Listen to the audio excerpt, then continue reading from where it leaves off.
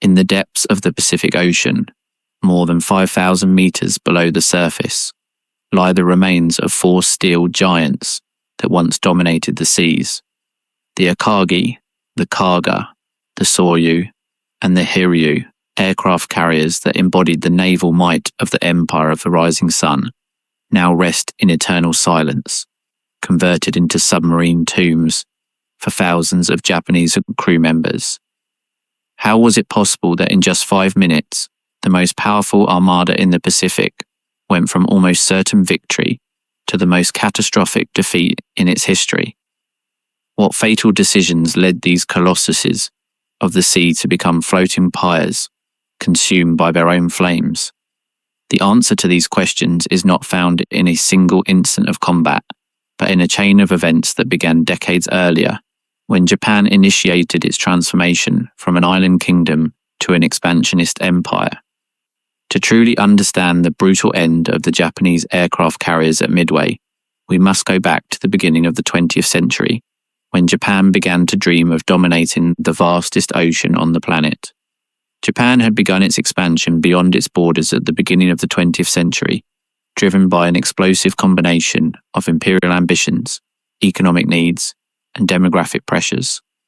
The island nation, limited in natural resources and territorial space, sought to secure its future through the conquest of territories rich in raw materials. After successfully supporting the winning side in the First World War, Japan received control over former German possessions in the Pacific, feeding its appetite for greater expansion. In 1931, Japanese military forces, acting with relative independence from the civilian government in Tokyo, invaded Manchuria, the northeastern region of China rich in coal, iron, and other strategic resources. This invasion, justified by the fabricated Mukden incident, where Japanese agents blew up a section of the South Manchuria Railway controlled by Japan and blamed Chinese bandits, marked the beginning of a decade of relentless aggression. The international community condemned the invasion, but sanctions were lukewarm and largely ineffective. The League of Nations, predecessor to the United Nations, sent an investigative commission that concluded Japan acted illegally. In response, Japan simply withdrew from the League in 1933 and consolidated its control over Manchuria, establishing the puppet state of Manchukuo. The United States, although expressing its disapproval through the Stimson Doctrine, which refused to recognize territories acquired by force, took no concrete action to stop Japanese expansion. Geographic distance, the Great Depression battering the American economy, and a deep isolationist sentiment among the American public conspired to keep Washington out of the conflict. Why did the United States allow Japan to continue its aggression without real opposition for a decade? The answer reveals as much about American politics as it does about Japanese ambitions. To many in Washington, the conflicts in Asia seemed distant and irrelevant to American national interests.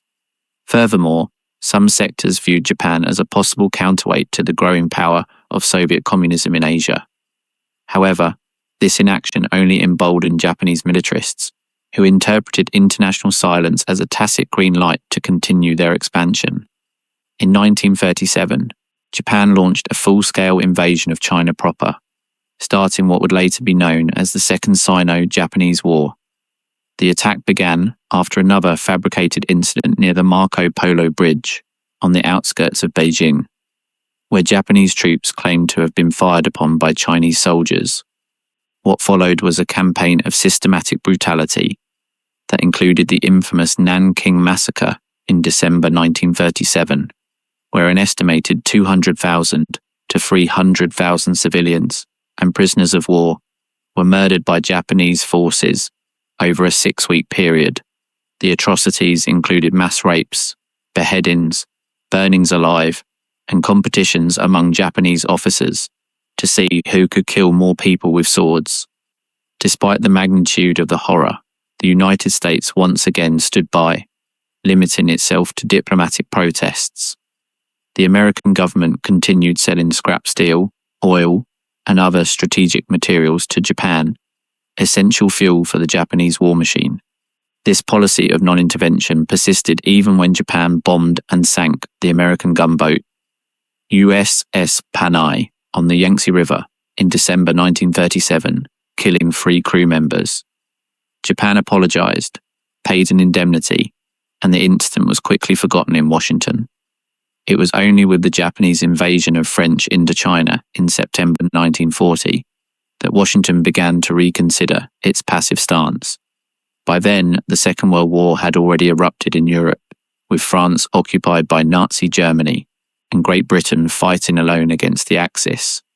Japan took advantage of France's weakness to occupy northern Indochina, rich in rice, coal, and mineral resources, under the pretext of cutting off supply routes supporting the Chinese nationalist government. The move placed Japanese forces dangerously close to the Philippines, an American possession, and the British colonies of Malaya and Burma. The United States responded with gradual economic measures. First, it restricted exports of scrap steel and aviation fuel. Japan intensified its pressure, signing the Tripartite Pact with Germany and Italy in September 1940, formalizing the Axis alliance. In July 1941, when Japan occupied southern Indochina, placing its air forces within range of Singapore, the Dutch East Indies, and the Philippines, Washington finally reacted forcefully. On July 26, 1941, President Franklin D. Roosevelt froze all Japanese assets in the United States. 2 days later, Great Britain and the Dutch East Indies followed suit. The combined effect of these actions was the imposition of a total embargo on oil exports to Japan. This oil embargo was the critical turning point that led directly to Pearl Harbor, and subsequently to Midway. Without its own oil resources, relying on imports for 80% of its consumption, Japan faced an existential decision. Its oil reserves would allow barely 2 years of military operations at the current pace. Japanese military leaders calculated they had 3 options: withdraw from China and negotiate with the United States, something politically impossible that would have meant admitting defeat and likely the collapse of the militarist government, endure the embargo and watch their armed forces gradually paralyze, or seize the rich oil reserves of Southeast Asia, particularly in the Dutch East Indies, where the oil fields of Sumatra, Java, and Borneo produce millions of barrels annually. The third option seemed the only viable one for the militarist hawks dominating decision-making in Tokyo. However, this strategy presented a fundamental problem. To secure control of these oil sources and maintain the sea lanes connecting them to Japan, they needed to dominate the Pacific Ocean. And in the Pacific, the only naval power capable of challenging Japan was the United States, whose Pacific Fleet was based at Pearl Harbor, Hawaii. Could Japan truly challenge the American industrial giant, whose production capacity vastly exceeded Japan's? The Japanese military knew it perfectly well. Admiral Isoroku Yamamoto, Commander-in-Chief of the Japanese Combined Fleet, had lived in the United States, studied at Harvard, and served as a naval attaché in Washington. He intimately knew American industrial potential and understood that in a prolonged war, Japan could not win. His strategy, therefore, relied on inflicting a devastating blow that would destroy American offensive capacity in the Pacific, forcing Washington to negotiate a peace that would allow Japan to consolidate its conquests. With that strategic goal in mind, Yamamoto conceived the attack on Pearl Harbor, an audacious and risky plan, betting everything on a single operation. On December 7th, 1941, 353 Japanese planes launched from 6 aircraft carriers attacked the American naval base in Oahu, Hawaii. The attack, executed in 2 waves over approximately 2 hours, was devastating from any tactical perspective. 4 battleships were sunk: the USS Arizona, Oklahoma, West Virginia, and California. 4 other battleships were severely damaged. 188 American aircraft were destroyed, and another 159 were damaged, mostly on the ground, unable to take off to defend themselves. 2,403 Americans died, including 1,177 crewmen of the Arizona, whose magazine exploded after being hit by an armor-piercing bomb that turned the battleship into an instant submarine tomb. Another 1,178 were wounded. The Japanese attack seemed an absolute triumph. Newsreels in Tokyo showed jubilant crowds celebrating the victory over the American giant. Emperor Hirohito personally congratulated the commanders of the operation. At the combined fleet headquarters, officers toasted with sake to the mission's success. However, by a twist of fate that would change the course of the war, the American aircraft carriers were not at the base during the attack. The USS Enterprise was returning from a mission to Wake Island. The USS Lexington was heading toward Midway to deliver planes. The USS Saratoga was in San Diego for maintenance. Yamamoto had specifically identified the American carriers as primary targets, recognizing that in modern naval warfare, these ships represented the true backbone of naval power. Battleships, however impressive they were rapidly becoming obsolete relics in an era where control of the air determined control of the sea. What would have happened if the aircraft carriers had been at Pearl Harbor on December 7th? This question has obsessed historians for decades. If Japan had destroyed the American carriers that day, the war in the Pacific would have taken a radically different course. The United States would have needed years to rebuild its naval power projection capacity, time during which Japan would have consolidated its control over Southeast Asia, built formidable defences, and perhaps reached a favourable peace agreement. But the carriers survived, and with them, the American hope for recovery. Despite the tactical Japanese success at Pearl Harbor, the American fleet remained a serious threat to any Japanese expansion plan in the Pacific. Yamamoto understood this perfectly. He had gambled on a decisive blow, and although he had inflicted severe damage, he had not achieved a complete knockout. The American carriers remained operational. The repair facilities at Pearl Harbor remained practically intact, and most importantly, the attack had united a previously divided and isolationist American nation into an unprecedented vengeful fervor. President Roosevelt described December 7th as a date which will live in infamy, and Congress declared war on Japan with only a single dissenting vote. Yamamoto, the mastermind behind the attack on Pearl Harbor, was a complex and contradictory character. Born in 1884 as Isoroku Takano, he was adopted by the Yamamoto family at age 32, taking their surname according to Japanese custom. In his youth, he lost 2 fingers on his left hand during the Battle of Tsushima in 1905, where Japan annihilated the Russian fleet in one of the most decisive naval engagements of modern history. This early victory shaped Yamamoto's vision of naval power. He fervently believed that modern wars were decided in decisive naval battles, not in prolonged campaigns of attrition.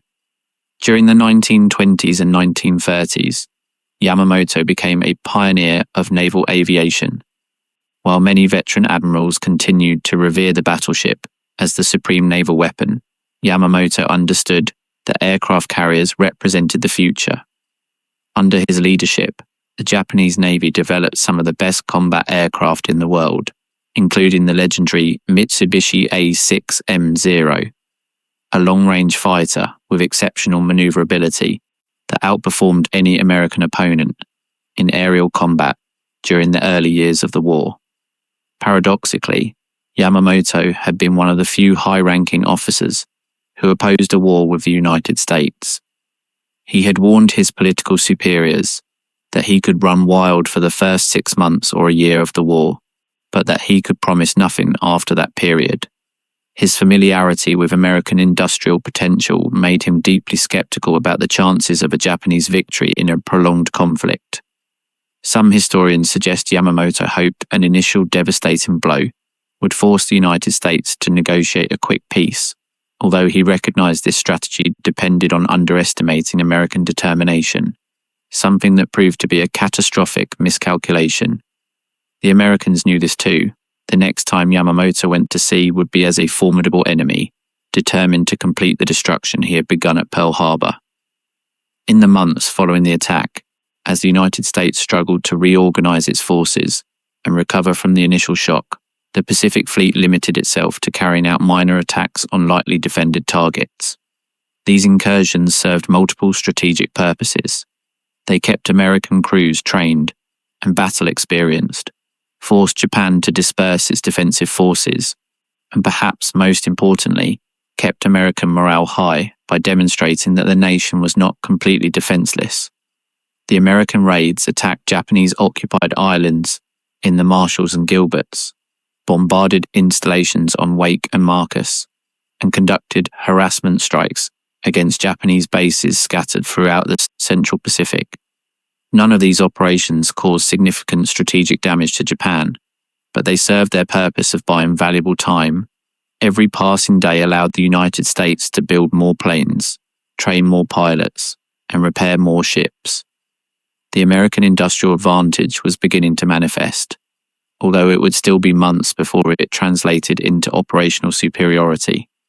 One of these seemingly insignificant attacks had an unexpected effect that would reverberate all the way to Midway. In April 1942, the aircraft carrier USS Hornet launched a daring air raid over Tokyo and other Japanese cities using 16 B-25 Mitchell medium bombers of the United States Army, commanded by Lieutenant Colonel James Doolittle. This operation, later known as the Doolittle Raid or the Doolittle Attack, represented an extraordinary technical feat. The B-25s, designed to operate from land-based airstrips, had never taken off from an aircraft carrier. American ingenuity solved the problem through modifications that reduced the bomber's weight, removing unnecessary equipment and loading them with just enough fuel to complete the mission. On April 18, 1942, the Hornet, escorted by the Enterprise and several cruisers and destroyers, approached the Japanese coast. The original plan called for launching the bombers from a distance of approximately 400 miles from Japan, allowing the planes to bomb their targets and then fly toward friendly airfields in China, where they would land, refuel, and eventually return to Allied control. However, the American strike force was detected by a Japanese surveillance boat about 650 miles from the coast. Although the cruiser USS Nashville quickly sank the Watcher, the damage was done. Japan had been alerted to the presence of enemy ships. Commander Doolittle and Admiral William Halsey, who commanded the strike force, faced a critical decision. They could cancel the mission and retreat, ensuring the survival of the force, but losing the opportunity to strike Japan. Or they could launch immediately, knowing the extra distance meant the bombers would not reach the Chinese airfields and their crews would face an uncertain fate. Doolittle chose to attack. At 8:20 in the morning, the 16 B-25s took off from the Hornet amidst rough seas that made the carrier's deck roll violently. It was a testament to the pilot's skill that all the bombers managed to take off without accidents. Approximately 4 hours later, the bombers reached Japanese airspace, flying low to avoid radar detection. They attacked Tokyo, Yokohama, Osaka, Kobe, and Nagoya, dropping their bombs on military and industrial targets. The material damage was minimal, a few buildings destroyed, a few industrial facilities damaged, approximately 50 dead. From a purely military perspective, the Doolittle raid was almost insignificant. However, its psychological impact was enormous, both in Japan and in the United States. After dropping their bombs, the bombers flew toward China, where landing plans failed catastrophically. Most planes ran out of fuel before reaching designated airfields. 15 crews crashed or parachuted over China, while one bomber landed in Soviet territory, where its crew was interned. Of the 80 aviators who participated in the raid, 3 died in accidents during forced landings. 8 were captured by the Japanese, 3 executed, 1 died in captivity, and the rest managed to return to Allied-controlled territory with the help of Chinese guerrillas and nationalists. Despite appearing to be a useless disaster from the perspective of lost planes and personnel, the operation had a massive psychological impact that more than justified its cost. In the United States, news of the bombing of Tokyo boosted national morale like no other event since Pearl Harbor. Americans, starved for good news after months of defeats and retreats, celebrated the attack as proof that Japan could be reached and harmed. The American press transformed Doolittle and his crews into national icons. President Roosevelt, when asked from where the bombers had taken off, mysteriously replied that they came from Shangri-La, the fictional paradise from the novel Lost Horizon, fueling public fascination with the operation. In Japan, the effect was even more profound. For centuries, the Japanese islands had been inviolable, protected by the sea that surrounded them. No enemy had directly attacked Japanese soil since the failed Mongol invasions of the 13th century. The American bombing, though causing minimal damage, shattered this illusion of invulnerability. If American bombers could reach Tokyo, the imperial capital, then nowhere in Japan was safe. Japanese propaganda, which had assured the population that the empire of the rising sun was impenetrable, was exposed as a falsehood. More importantly, the Doolittle raid provoked a furious debate among Japanese military leaders over how to respond to this latent threat. The Japanese Naval High Command, deeply humiliated by its failure to prevent the attack, demanded actions that would extend the Japanese defensive perimeter beyond the reach of American aircraft carriers. This defensive imperative became one of the key factors that led Yamamoto to propose his plan to capture Midway and destroy the American Pacific Fleet in a decisive battle. The seed of the Midway catastrophe was planted in the skies over Tokyo that April day. It demonstrated that Japan was not invulnerable, a revelation that shook Japanese confidence to its foundations.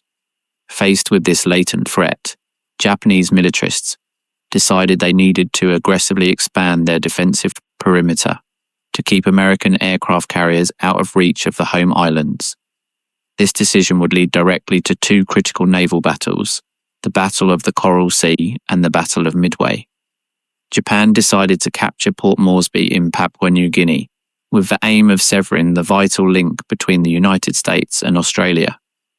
Australia served as the main logistical base for Allied operations in the South Pacific, a concentration point for troops, supplies, and equipment destined to halt the Japanese advance. If Japan controlled Port Moresby, located on the southern coast of New Guinea, it could directly threaten maritime communication lines with Australia, bomb Australian bases with land-based aircraft, and potentially invade the Australian continent itself, although the latter was logistically almost impossible for Japanese forces. On May 3, 1942, Japanese invasion forces landed unopposed at Tulagi, in the Solomon Islands, establishing a seaplane base that would support operations against Port Moresby. The main invasion force, transported by a fleet that included the aircraft carriers Shokaku and Zuikaku, sailed toward Port Moresby with confidence. Admiral Inoue Shigeyoshi, commander of the operation, hoped to complete the invasion before American forces could respond. What Yamamoto and the Japanese Naval High Command did not know was that American intelligence had deciphered their plans far enough in advance to mount an effective response.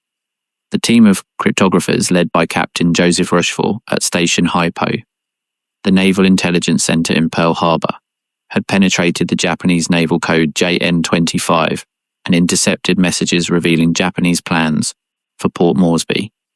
Admiral Chester Nimitz, Commander-in-Chief of the Pacific Fleet, ordered the aircraft carriers Lexington and Yorktown, along with their cruiser and destroyer escorts, to position themselves to intercept the Japanese forces. While Yamamoto celebrated the landing at Tulagi, unaware that he was sailing into a trap, two groups of American aircraft carriers approached silently from the south. On May 7th began the Battle of the Coral Sea, the first naval engagement in history where the surface ships of both sides never sighted each other. The entire battle was fought using aircraft launched from carriers, establishing the pattern that would dominate naval warfare into the Pacific. The ensuing battle, stretched over 4 days from May 4th to May 8th, was fierce, confusing, and concluded without a clear victor from a tactical perspective. On the first day, Yorktown aircraft sank the light aircraft carrier Shoho with 3 torpedoes and multiple bomb hits, prompting the American Air Wing commander to transmit the famous message, "Scratch one flat top." However, the Japanese also managed to sink the destroyer USS Sims and the oiler USS Neosho the same day. On May 8th, the main engagement occurred when aircraft from both sides launched nearly simultaneous attacks against enemy aircraft carriers. The Japanese located and attacked the Lexington and Yorktown first. The Yorktown, more maneuverable and with better anti-aircraft defences, evaded most of the attacks, although it took one bomb hit that killed 66 crew members. The Lexington was less fortunate. 2 torpedoes and 2 bombs struck it, causing severe damage. Initially, it seemed the large carrier would survive, but internal explosions caused by aviation fuel vapours detonated approximately 2 hours later, triggering uncontrollable fires that forced the ship to be abandoned. The Lexington, one of the largest and most modern aircraft carriers in the US Navy, sank that afternoon, taking 216 crew members with it. The Americans counterattacked simultaneously, locating the Japanese carriers Shokaku and Zuikaku. Dive bombers from the Yorktown and Lexington concentrated on the Shokaku, achieving 3 direct bomb hits that caused heavy damage to the flight deck and killed over 100 crewmen. Although the carrier did not sink, it was so badly damaged that it needed to return to Japan for extensive repairs that would take months. The Zuikaku escaped undamaged by hiding beneath a rain squall, but lost so many aircraft that it too was temporarily rendered inoperative. From a tactical perspective, Japan could claim victory. It had sunk the Lexington, a 36,000-ton aircraft carrier, while losing only the 12,000-ton Shoho. The Americans suffered heavier losses in aircraft and personnel. Strategically, however, the Battle of the Coral Sea represented a decisive American victory. Although the Japanese managed to sink the Lexington, they failed to occupy Port Moresby, the original objective of the operation. The Japanese invasion force, upon learning of the presence of American carriers in the area and the sinking of the Shoho, withdrew without attempting the landing. Port Moresby would remain under Allied control throughout the war, serving as a crucial base for operations that would eventually expel the Japanese from New Guinea. Even more importantly for the events that would unfold at Midway, the Battle of the Coral Sea deprived the Japanese of 2 frontline aircraft carriers, just when they would need them most. The Shokaku required months of repairs. The Zuikaku, though physically intact, had lost so many experienced planes and pilots that it could not participate in offensive operations for weeks. When Yamamoto launched his attack against Midway barely a month later, these 2 carriers were absent, reducing his strike force from 6 carriers to 4. This numerical reduction would prove critical. Leaving the dispute for dominance of the Pacific open, Japan now faced a fundamental strategic decision. While the Battle of the Coral Sea was still unfolding, the chief of the Japanese Naval General Staff, Admiral Osami Nagano, had already given the preliminary order for a much more ambitious operation, the invasion of Midway. The Japanese Naval High Command, especially after the humiliation of the Doolittle raid, demanded decisive action that would permanently eliminate the threat of American aircraft carriers. In 1942, Japan faced a fundamental strategic dilemma that no amount of tactical victories could resolve: how to inflict a decisive blow to an industrial power as overwhelmingly superior as the United States. Every strategic analysis led to the same uncomfortable conclusion. In a war of attrition, Japan would inevitably lose. The statistics were implacable.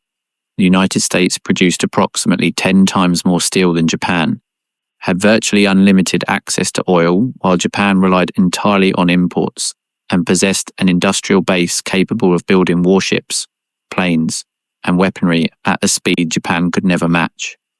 Yamamoto understood these realities better than most. He had estimated that Japan could run wild during the first 6 months to a year of the war, taking advantage of its temporary superiority in training, equipment, and strategic positioning. However, after that grace period, American industrial superiority would begin to manifest on the battlefield. New Essex-class aircraft carriers would begin joining the American fleet in 1943, each superior in every aspect to existing Japanese carriers. Hundreds of new aircraft, designed specifically to combat Japanese tactics, would roll off American production lines. Thousands of new pilots, trained in massively expanded flight schools, would replace American losses. Attacking the continental United States was completely unfeasible for Japanese forces. The distance between Japan and the US West Coast was simply too great to allow sustained military operations.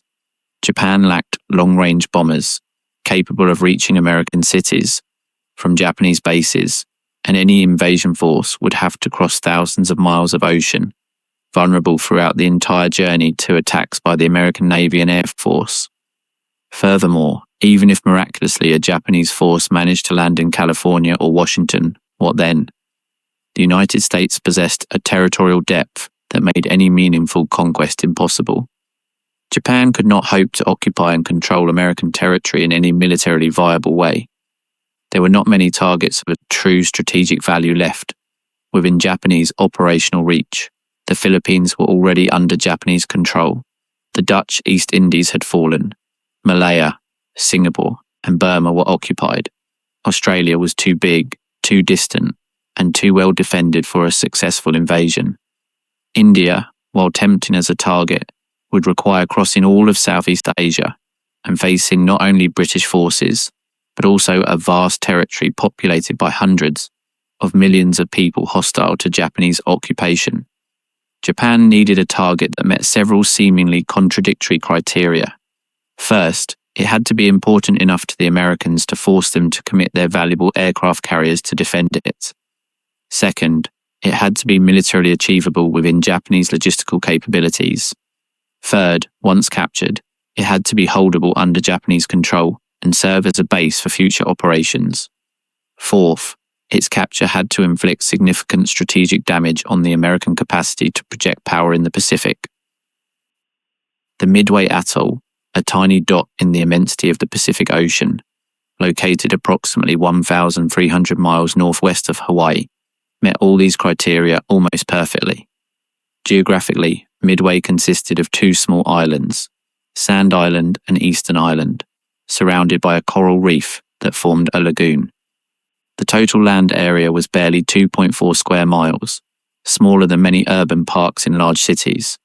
However, its strategic importance was inversely proportional to its size.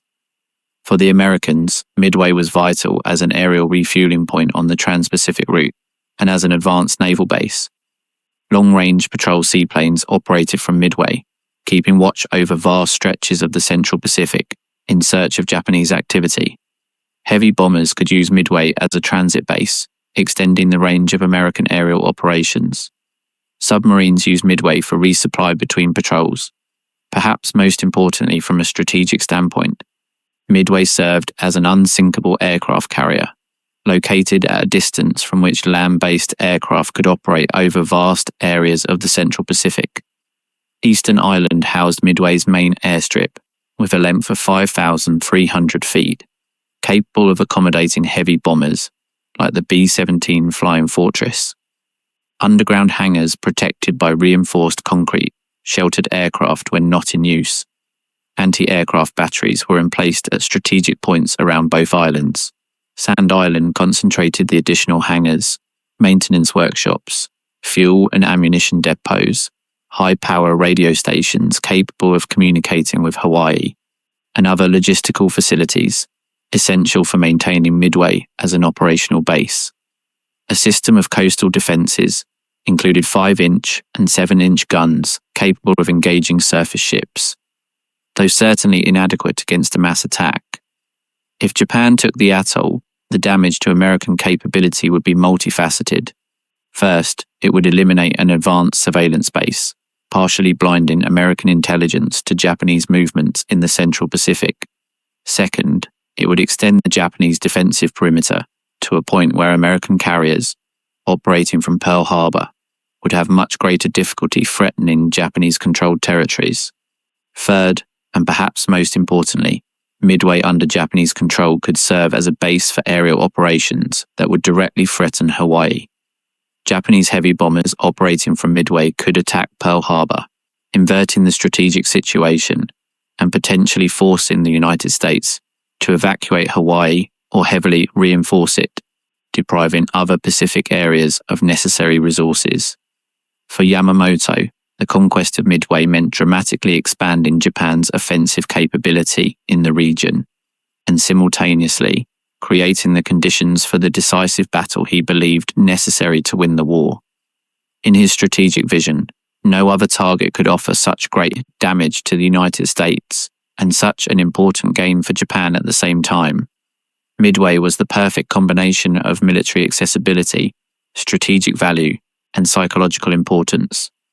He only needed two elements to guarantee success: a solid operational plan and the element of surprise. Unfortunately for Yamamoto, and for the thousands of Japanese sailors who would die at Midway, he managed to secure neither.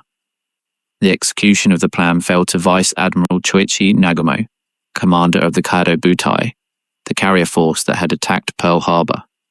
Although Nagumo was an experienced naval officer with decades of service, his suitability to command the war's most crucial operation was questionable for multiple reasons.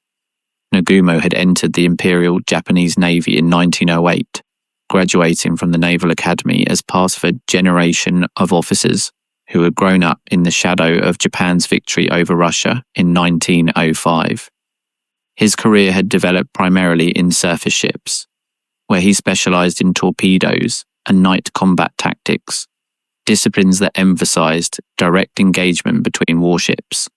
This experience, although valuable, had not prepared him to command operations centered on naval aviation, where success depended on complex aerial coordination, precise timing, and the ability to think three-dimensionally, considering both the traditional naval dimension and the aerial dimension.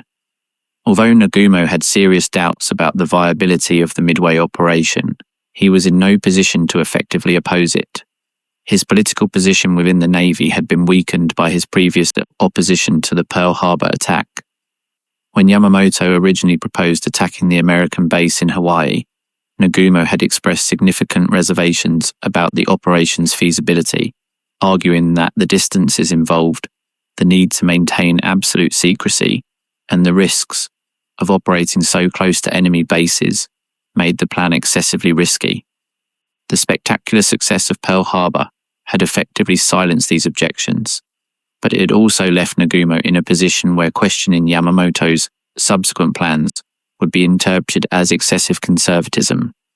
An expert in torpedoes and night combat tactics, Nagumo was considered by his contemporaries as a conservative officer, meticulous in planning, but inflexible when circumstances changed unexpectedly.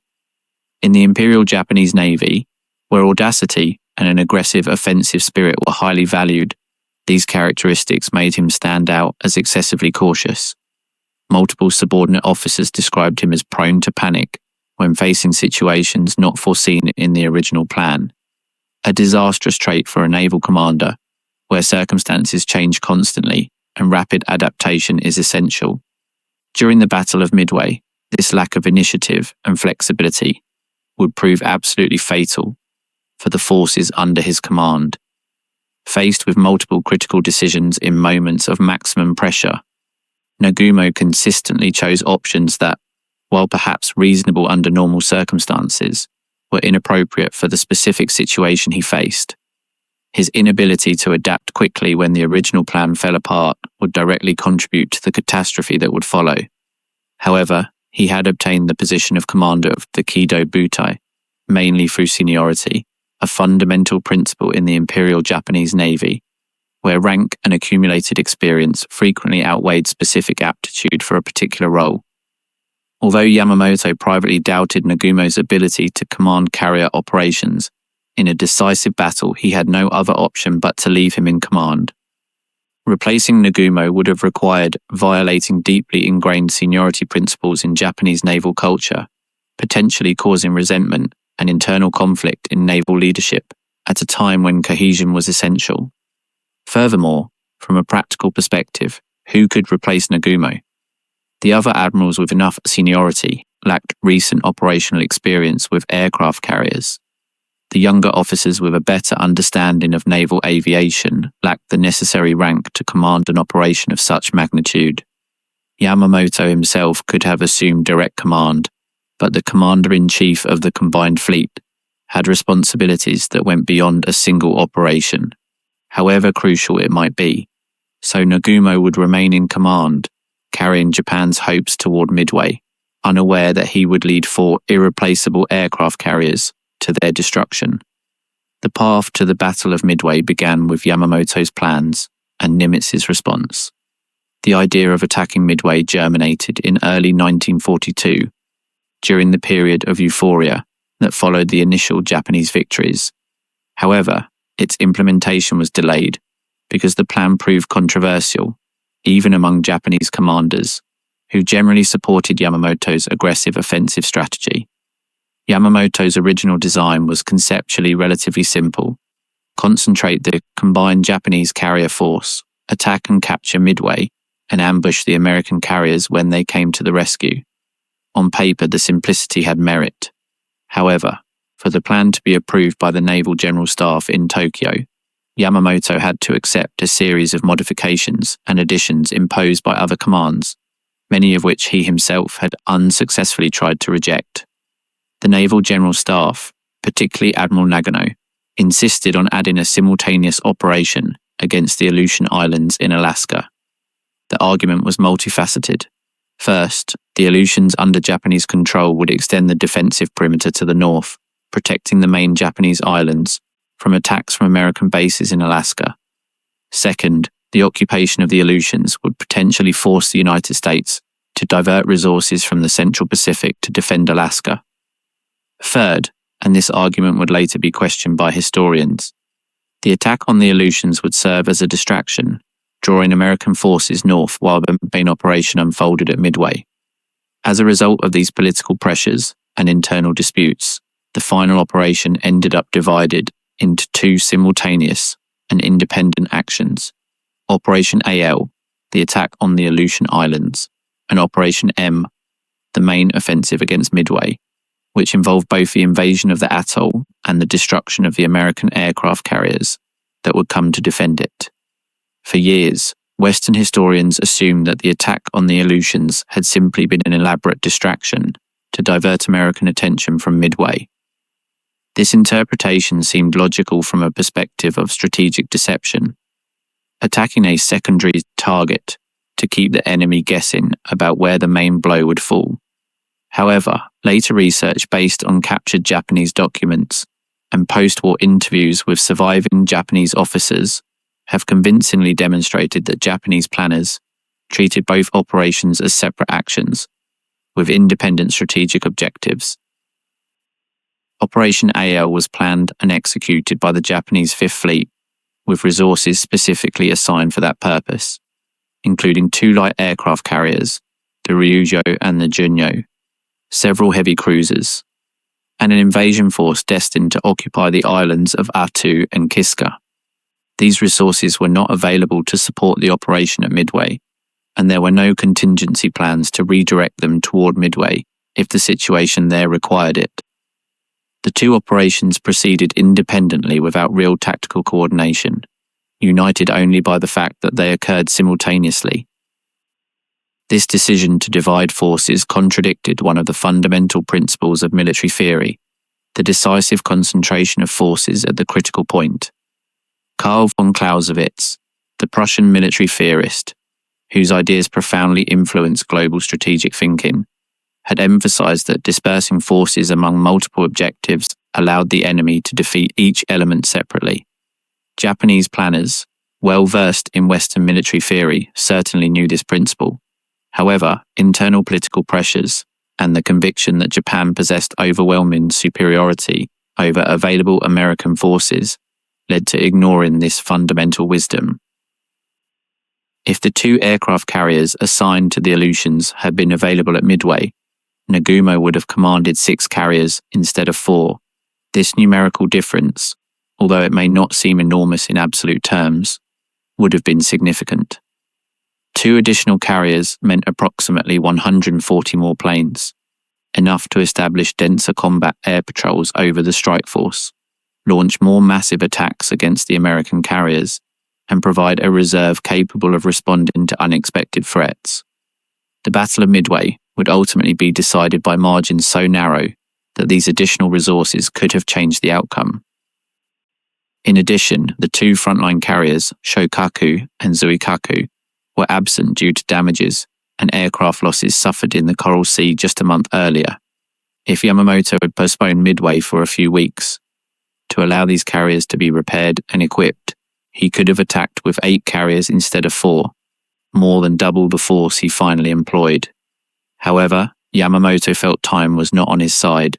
Every passing month allowed the United States to strengthen its defenses, repair more damaged ships at Pearl Harbor, and approach the point where its industrial superiority would begin to manifest on the battlefield. The core of Admiral Isoroku Yamamoto's strategic plan for the offensive against Midway relied on a classic maneuver of distraction and annihilation, a concept that traced back to ancient land battles, but had rarely been successfully executed in modern naval warfare. Yamamoto wanted to draw the American aircraft carriers out of Pearl Harbor, their main base, where they were protected by coastal defenses, minefields, and submarine patrols, luring them out to open sea where they would be vulnerable. Once the American carriers sailed out to defend Midway, Yamamoto planned to ambush them in open waters through the concentrated use of Japanese naval air power. His plan anticipated that the American carriers, forced to divide their attention between defending Midway and attacking the Japanese invasion force, would be surprised by a massive attack launched from a Japanese carrier force that would have remained hidden north of Midway until the critical moment. Yamamoto was fully aware that American aircraft carriers were the backbone of North American offensive naval capacity. Battleships, while impressive and important from a prestige perspective, were essentially irrelevant in the new paradigm of naval warfare dominated by air power. A battleship without air cover was a vulnerable target, as Pearl Harbor had dramatically demonstrated. In contrast, even relatively small aircraft carriers, if well protected and skillfully employed, could project power hundreds of miles away, attacking targets they would never see visually.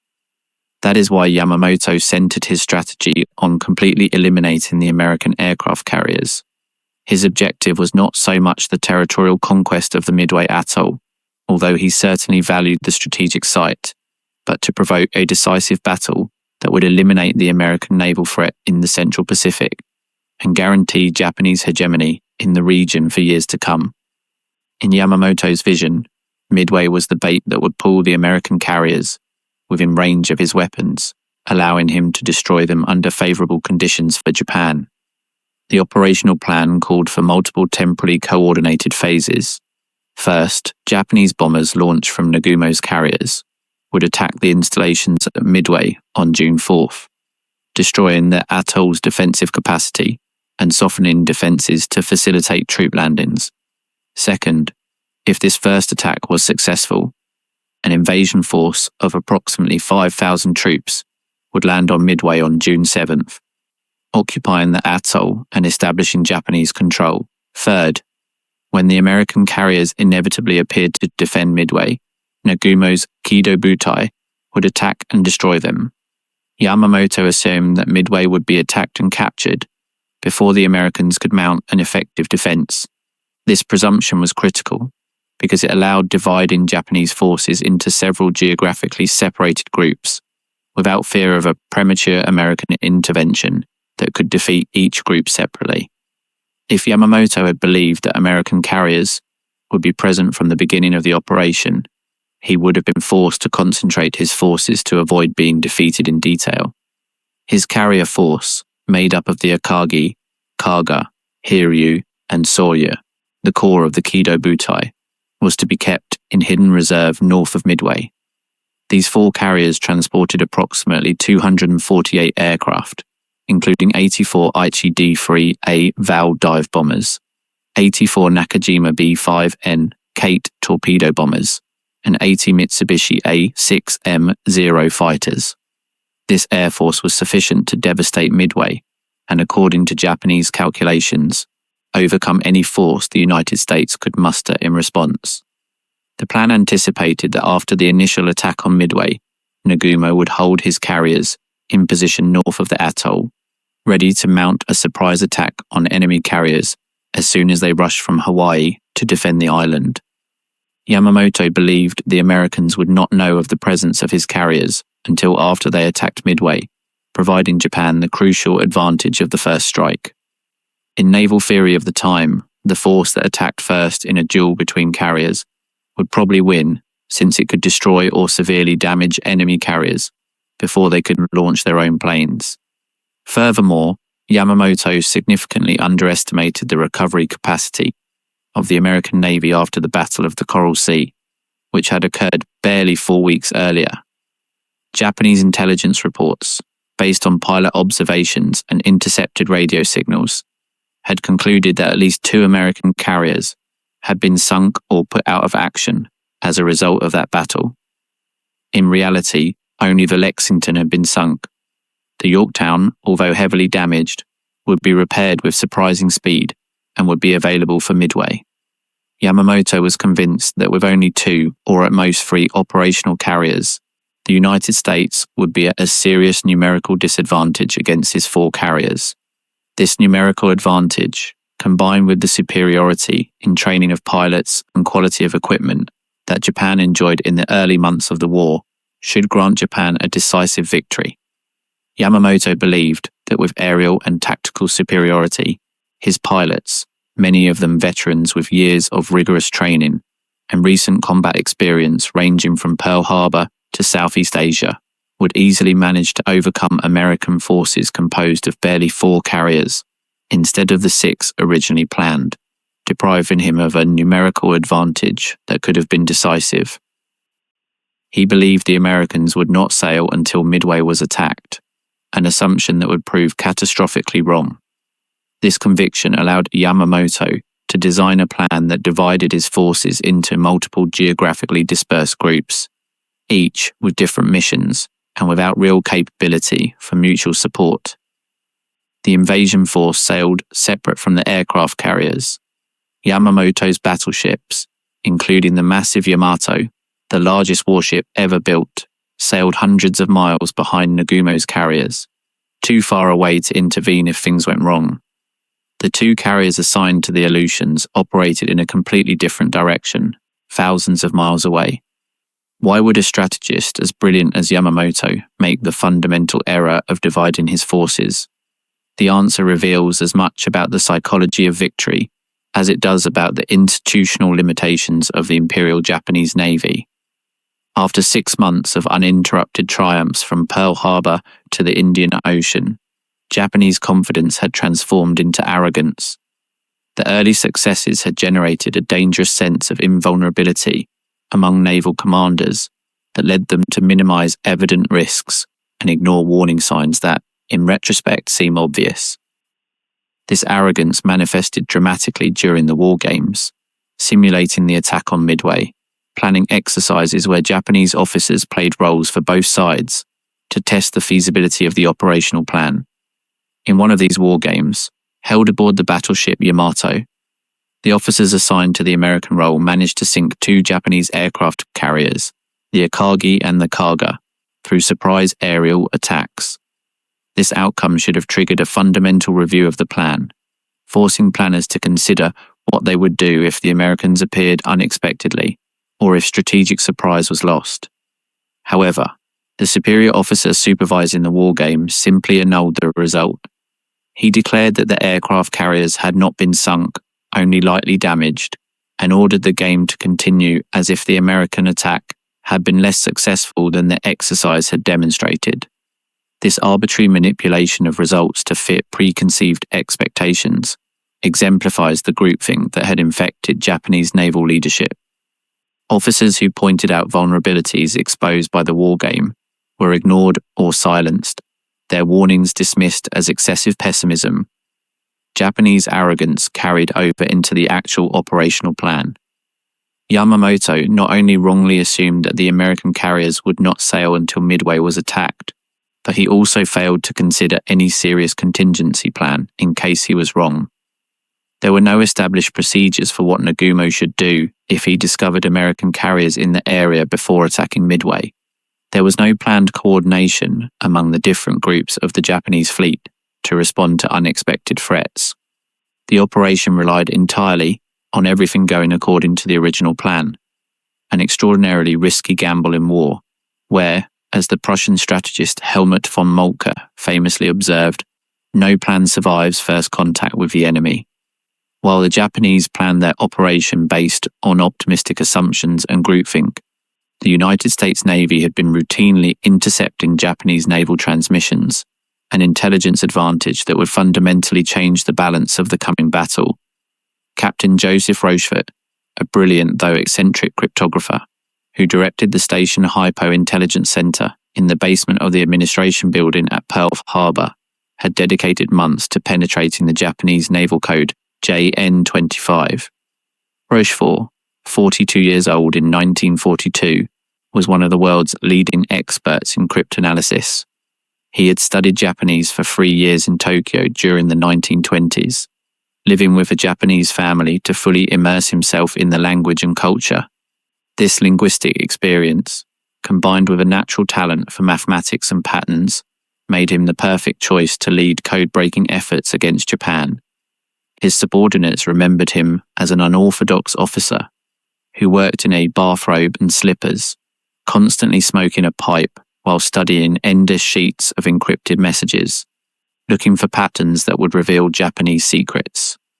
In May 1942, a series of intercepted encrypted messages convinced Rochefort that Japan was planning a major attack against a target identified in Japanese messages as AF, scheduled for late May or early June.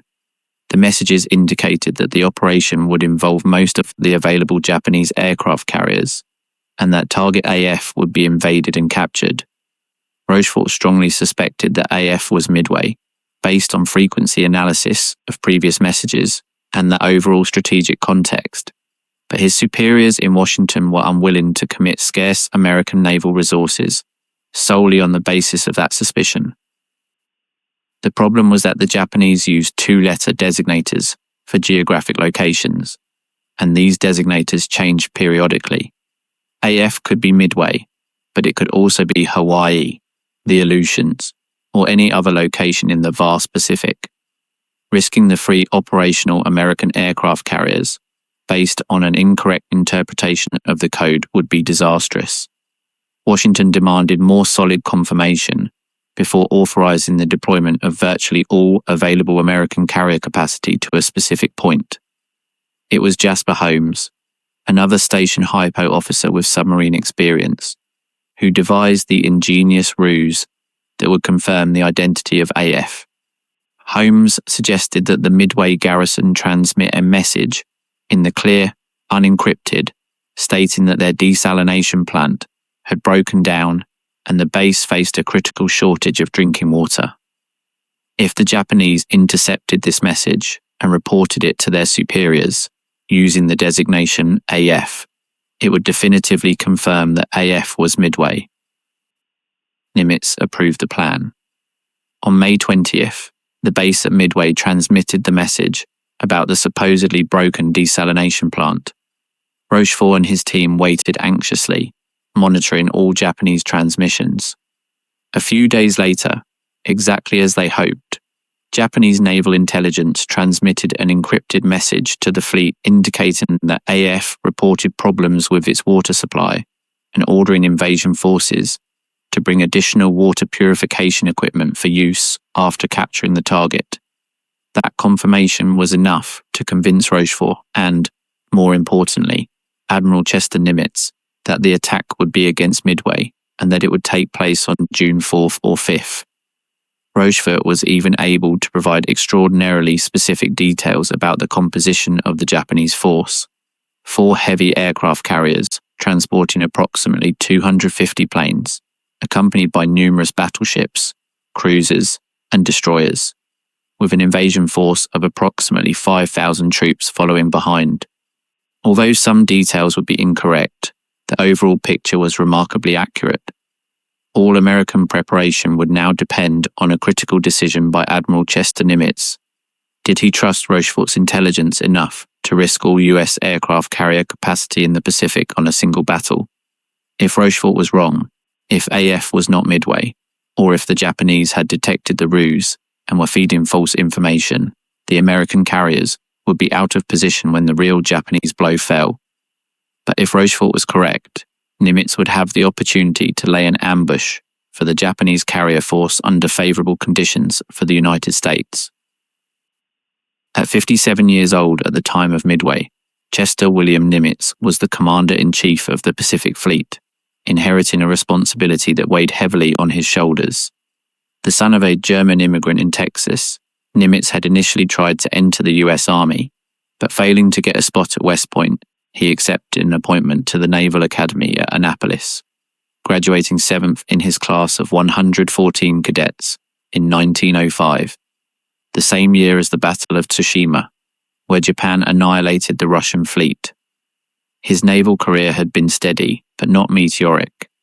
During World War I, he served on the staff of the commander of the Atlantic Submarine Fleet, an experience that gave him deep knowledge of submarine warfare, but kept him away from the surface combat that typically led to rapid promotions.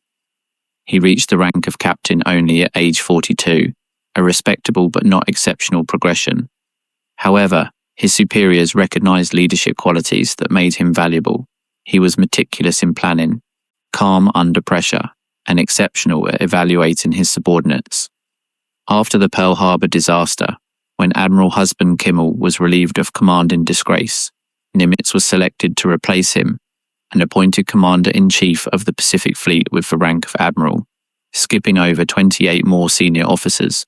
He assumed command on December 31, 1941, in one of the darkest moments in American naval history. The fleet was demoralized. Pearl Harbor remained a smoking field of debris, and Japan seemed unstoppable as it swept through Southeast Asia. Rochefort remembered him as a coldly impersonal person in official matters, but capable of genuine warmth at appropriate moments. His calm and serene, almost phlegmatic character made him ideal for leading in times of crisis, where panic or impulsivity could prove catastrophic. He carefully selected his subordinates based on competence rather than seniority or political connections, and, once assigned, he trusted them fully to execute their responsibilities without constant micromanagement. If he took risks, they were always calculated risks based on the best available information. At Midway, he would face the greatest challenge of his career up to that point, betting the entire American carrier capacity in the Pacific on a single battle based on intelligence that, while convincing, could not be verified with absolute certainty until it was too late to change position. An error here would not only cost the battle, but would potentially hand the Pacific over to Japan for years, perhaps permanently altering the course of the World War. Thanks to the intercepts from Station Hypo, Nimitz possessed an invaluable strategic advantage that more than compensated for the Japanese numerical superiority in aircraft carriers and planes. He knew Japanese plans with a precision rarely achieved in war. He knew where they would attack, when they would attack, with what forces they would attack, and even many of the tactical details, like planned formations and approximate positions of the different groups of the Japanese fleet. While Yamamoto believed he was laying an elaborate trap to lure American carriers to their destruction, it was Nimitz who was actually preparing an ambush for Yamamoto. Intelligence had completely inverted the element of surprise that was fundamental to the entire Japanese strategy. Instead of being caught off guard after Midway was attacked, the American carriers would be waiting in position before the Japanese operation even began. On May 27th, Nimitz summoned his staff for a crucial meeting in his office at Pearl Harbor. The admiral had decided to bet on Rochefort's intelligence, but he needed to craft an operational plan that maximized American advantages while minimizing risks. When the meeting began, Rochefort had not yet arrived, delayed by deciphering new messages intercepted that morning. The assembled officers waited with growing impatience, aware that the time available to prepare was rapidly running out.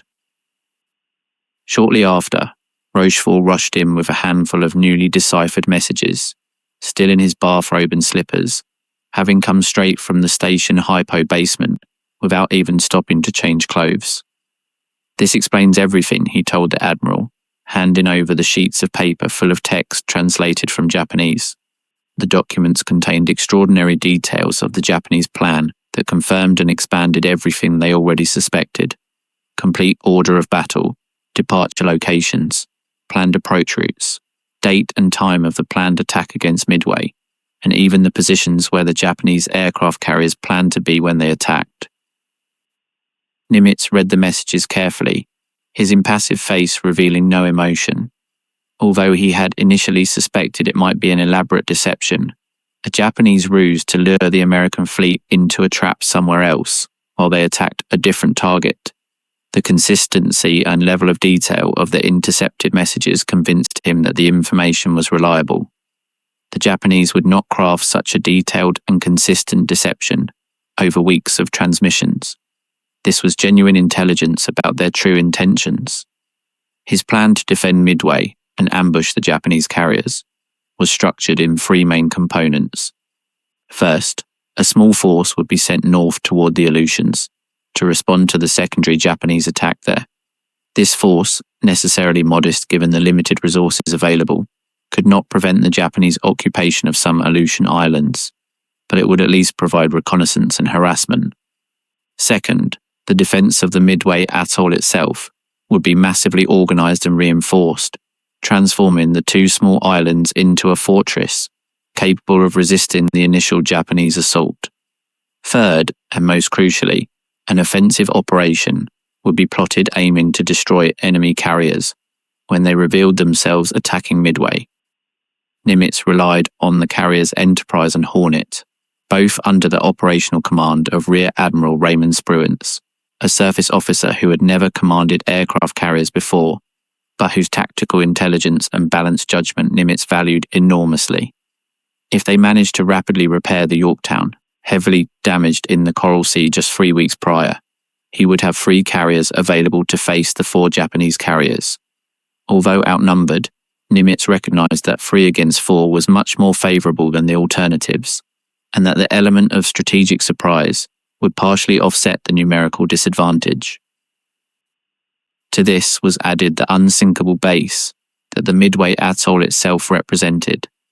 Land-based aircraft on Midway, although vulnerable to aerial attacks and of lower quality than many Japanese planes, would provide additional strike capacity that could cause significant casualties to the Japanese before the American carriers entered the action. Furthermore, Midway's anti-aircraft defenses would force the Japanese to dedicate significant effort to neutralizing the base, potentially dividing their attention among multiple threats. The weak point of the American force, recognized by all officers present at the meeting, was the marked inferiority of many American aircraft compared to their Japanese equivalents. The Japanese Mitsubishi A6M0 fighter, known simply as Zero by Allied pilots, vastly outperformed the majority of American fighters available in 1942. This exceptional aircraft, designed by engineer Jiro Horikoshi, represented perhaps the best carrier-based fighter in the world in the early years of the Pacific War. The Zero was a long-range, single-seat fighter that brilliantly combined seemingly contradictory characteristics. It possessed extraordinary maneuverability that allowed it to outturn practically any Allied opponent in tight dogfights. Its operational range of approximately 1,600 miles, achieved through external drop tanks that could be jettisoned in combat, allowed it to escort bombers at distances that Allied aircraft could not match. Its armament of 2 7.7mm machine guns and 2 20mm cannons provided devastating firepower capable of destroying heavy bombers with short bursts. However, these impressive attributes were achieved through compromises that would eventually prove to be fatal. To achieve its exceptional maneuverability and range, Japanese designers minimized weight by eliminating armor for the pilot and critical aircraft systems. The fuel tanks lacked self-sealing, which meant that a single incendiary projectile piercing a tank frequently caused catastrophic fires. American pilots quickly learned that although they could not outmaneuver the Zero, they could exploit it in dive speed and durability, developing hit-and-run tactics that avoided the turn in combat where the Zero dominated. The Americans mainly relied on the Brewster F-2A Buffalo and the Grumman F-4F Wildcat to face the Zero. The Buffalo, operated primarily from Midway, was frankly obsolete by 1942. Slow, clumsy in maneuvers, and with inadequate armament, the Buffaloes would be massacred by Zeros during the battle. The Marine Corps pilots who flew them knew they were piloting flying coffins, but had no better alternative available. The Wildcat was considerably superior to the Buffalo, although it was still outperformed by the Zero in several critical aspects. This sturdy single-seat fighter was designed by the Grumman Company, known for building extraordinarily tough aircraft nicknamed Grumman Ironworks, for their ability to absorb severe damage and keep flying. The Wildcat featured pilot armor, self-sealing fuel tanks that dramatically reduced the risk of fires, and robust construction capable of withstanding considerable punishment.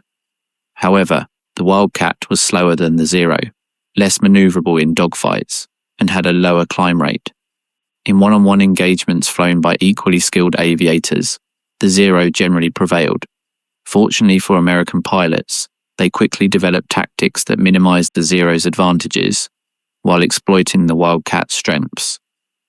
The Fatch Weave tactic, developed by Commander John Fatch, utilized formations of fighter pairs that supported each other mutually, denying the Zero the opportunity to attack an isolated Wildcat without exposing itself to the target's wingman's fire.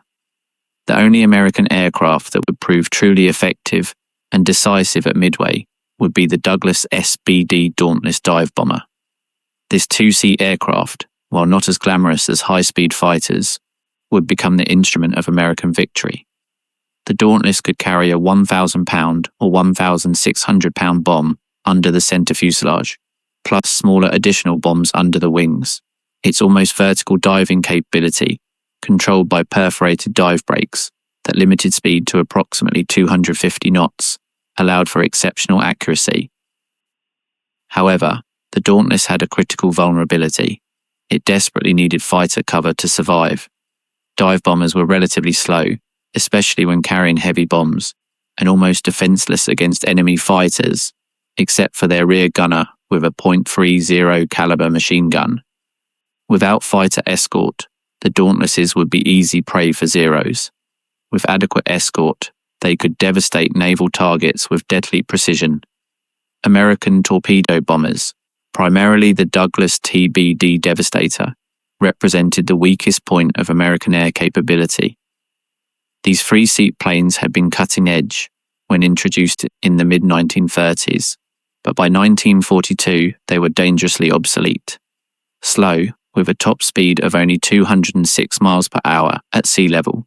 When carrying a torpedo, the Devastators were almost stationary targets for enemy fighters and anti-aircraft fire. Worse still, to launch their Mark 13 torpedoes, notoriously defective and unreliable, Devastators had to fly long distances straight and level at low altitude, remaining vulnerable for whole minutes as they approached the target. This approach phase exposed them to both the target ship's anti-aircraft fire and enemy fighter attacks. During Midway, Devastator squadrons would suffer catastrophic losses, with casualty rates reaching 100% in some squadrons. Despite these significant equipment disadvantages, Nimitz managed to assemble a respectable force to face the Japanese. When he completed his planning in late May, he commanded a force of 3 aircraft carriers, transporting approximately 231 carrier-based aircraft, 7 heavy cruisers, 1 light cruiser, 14 destroyers, and other escort units. This fleet would be complemented by approximately 127 aircraft based on Midway, including fighters, dive bombers, torpedo bombers, and heavy bombers of the Army Air Force. Nimitz planned to position this force in open sea northeast of Midway, before the Japanese could establish the submarine screen their plan envisioned around Hawaii. If American carriers sailed from Pearl Harbor after Japanese submarines reached their patrol positions, they would be detected immediately, and Yamamoto would know his plan had been uncovered.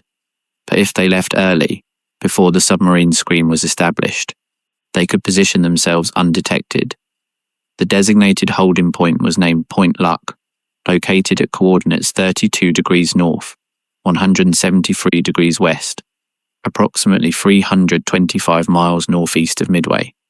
This chosen name reflected both hope and realism.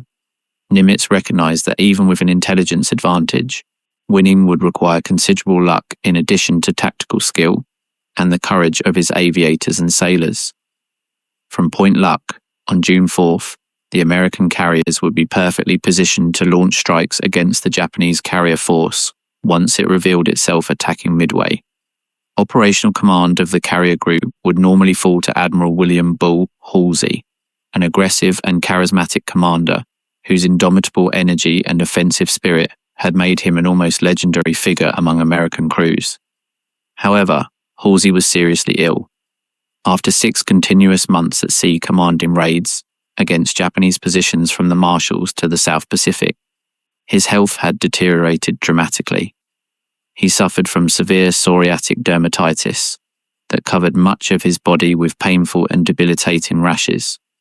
Doctors at Pearl Harbor hospitalized him immediately, declaring him unfit for sea duty. Nimitz now faced a critical decision regarding who would command the most important carrier force the United States had assembled since Pearl Harbor. He chose between 2 rear admirals with radically different leadership styles, Frank Jack Fletcher and Raymond Spruance. Fletcher, 57, was a competent strategic commander with recent carrier combat experience, having led American forces both in the Coral Sea and in previous raids against the Marshalls and Gilberts. However, he was reserved, almost shy in his manner of communicating, and uninterested in self-promotion or cultivating relations with the press. Some officers considered him overly cautious, though this trait could be seen as necessary prudence given the scarce available resources. Spruance, by contrast, was known for his intellectual brilliance and meticulously analytical approach to tactical problems. At 55, he had spent most of his career in surface ships, primarily cruisers and destroyers, with no previous experience commanding aircraft carriers. This apparent deficiency worried some officers on Nimitz's staff. How could someone with no naval aviation experience effectively command the most important carrier battle of the war? Yet Halsey had personally recommended Spruance before being hospitalized, assuring Nimitz that while Spruance lacked specific carrier experience, he possessed the tactical intelligence, balanced judgment, and coolness under pressure necessary for command. Ultimately, Nimitz decided to divide the responsibilities. Fletcher, as the senior officer, and with the Yorktown as his flagship, would assume overall command of all carrier forces, designated as commander of Task Force 17. Spruance would command Task Force 16, composed of the Enterprise and Hornet, along with their cruiser and destroyer escorts. This division of command had advantages and disadvantages. On one hand, it allowed leveraging Fletcher's recent combat experience while utilizing Spruance's tactical brilliance. On the other hand, it introduced complexity into the chain of command that could cause confusion in the heat of battle when decisions needed to be made in seconds, not minutes. But before any commander could set sail, Nimitz faced a seemingly insurmountable problem. The Yorktown, severely damaged in the Coral Sea just 3 weeks earlier, desperately needed repairs. The aircraft carrier had suffered multiple bomb hits that had pierced its flight deck, caused fires in the lower hangars, and damaged vital systems. When it limped into Pearl Harbor on May 27th, naval engineers inspecting it estimated it would need at least 3 months in dry dock for complete repairs. 3 months that Nimitz simply didn't have. The Admiral gathered the engineers and gave them an order that seemed impossible. The Yorktown had to be ready to sail in 3 days. The engineers protested that it was physically impossible. The required repairs were too extensive, the damage too severe. Nimitz was inflexible. He didn't need the Yorktown completely repaired, just operational enough to participate in a battle. Repairs that were not absolutely essential for the carrier's combat capability would have to wait. The Yorktown would sail in 3 days, with or without full repairs. What followed was an extraordinary feat of naval engineering under extreme pressure. Over 1,400 civilian and military workers labored around the clock for 72 consecutive hours. Welders worked on the flight deck, while mechanics repaired engines deep within the ship. Electricians replaced burnt cables, while carpenters rebuilt destroyed bulkheads. Work continued without pause, with crews rotating in shifts that barely allowed for rest. Some workers simply slept next to their workstations during brief breaks, before resuming their labour. The repairs were necessarily improvised and temporary. There was no time to replace entire sections of the damaged flight deck, so engineers simply covered the holes with welded steel plates that restored minimal structural integrity, but would be visible as obvious patches. Damaged systems that could not be fully repaired were bypassed or disconnected. The result was an aircraft carrier that was far from optimal, but that could launch and recover planes, which was all that mattered. Incredibly, 72 hours later, on May 30th at 9 in the morning, the Yorktown sailed from Pearl Harbor to join Fletcher and Spruance's forces already positioned near Midway. Many civilian workers remained on board, continuing repairs even as the carrier sailed toward combat. The Yorktown's crew knew their ship was not in peak condition, that some systems were still damaged, and that temporary repairs might fail under the stress of combat. However, their morale was extraordinarily high. They had survived the Coral Sea, had seen their ship return from the brink of destruction, and would now have another chance to face the Japanese. Meanwhile, the massive and confident Japanese expedition was sailing toward what its commanders believed would be an easy and decisive victory. The force was composed of multiple groups operating semi-independently, a dispersion of forces that violated all principles of military concentration. The main surface ship force, commanded personally by Yamamoto aboard the super battleship Yamato, included some of the most powerful warships in the world. The Yamato itself displaced 72,000 tons and mounted 9 18.1-inch guns, the largest ever installed on a warship, capable of hurling 3,200-pound projectiles over 25 miles away. However, these massive battleships sailed hundreds of miles behind Nagumo's aircraft carriers, too far away to intervene if anything went wrong. This decision reflected the Japanese confidence that the aircraft carriers alone would be more than sufficient to crush any American resistance. It also reflected Yamamoto's desire to keep the presence of his battleships hidden until the decisive moment when the American fleet, already weakened by airstrikes, would be annihilated in a night surface action, where the Japanese, extensively trained in night tactics, would hold a decisive advantage. The first carrier strike force, the core of the Kido Butai, included the carriers Akagi and Kaga. The Akagi, whose name means Red Dragon, had originally been designed as a battlecruiser, before being converted into an aircraft carrier under the terms of the Washington Naval Treaty. With 855 feet in length and capacity for approximately 66 aircraft, the Akagi served as Nagumo's flagship. Its distinctive stepped flight deck, with the island structure on the port side rather than the usual starboard, made it instantly recognizable. The Kaga, Increased Joy, was similar in size and capacity, originally designed as a battleship before its conversion. Together, these two carriers formed Carrier Division 1, the elite unit that had spearheaded the Pearl Harbor attack. Their crews were veterans of multiple campaigns, from Hawaii to the Indian Ocean, and their confidence in their invincibility was virtually absolute. The second strike force included the Hiryu and the Soryu, somewhat smaller but equally lethal carriers. The Hiryu, Flying Dragon, and the Soryu, Blue-Green Dragon, formed Carrier Division 2. Although they carried fewer planes than the Akagi and Kaga, about 57 each, they were faster and more maneuverable. The Hiryu, in particular, was slightly larger than its sister ship and had its island on the port side, opposite the Soryu, allowing for more efficient coordinated flight operations when operating together. In total, these 4 aircraft carriers embarked 248 planes, a formidable air force that included 84 Aichi D-3A VAL dive bombers, known for their deadly precision in dive bombing attacks. These fixed-wing biplanes could carry a 550-pound bomb under the centerline fuselage, plus two smaller 132-pound bombs under the wings. Their ability to dive almost vertically, reaching speeds of up to 240 knots, allowed them to place bombs with extraordinary precision, even against maneuvering targets.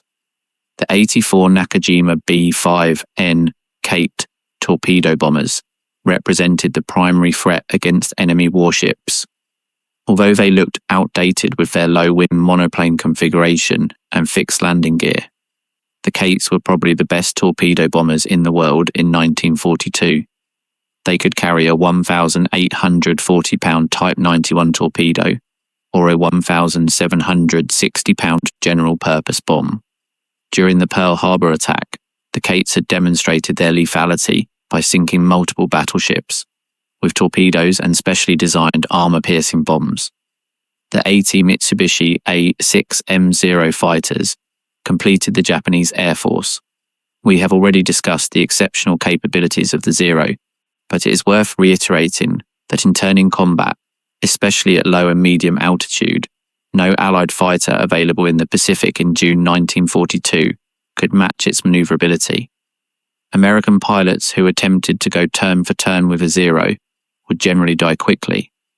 However, the Japanese force suffered from a critical weakness that would prove to be fatal: the lack of adequate reconnaissance aircraft. Nagumo had barely 7 search planes assigned to cover vast expanses of the Pacific Ocean. 2 Nakajima B-5Ns would be launched from the Akagi and Kaga. 4 Aichi E-13 A Jake seaplanes would be catapulted from the heavy cruisers Tone and Chikuma.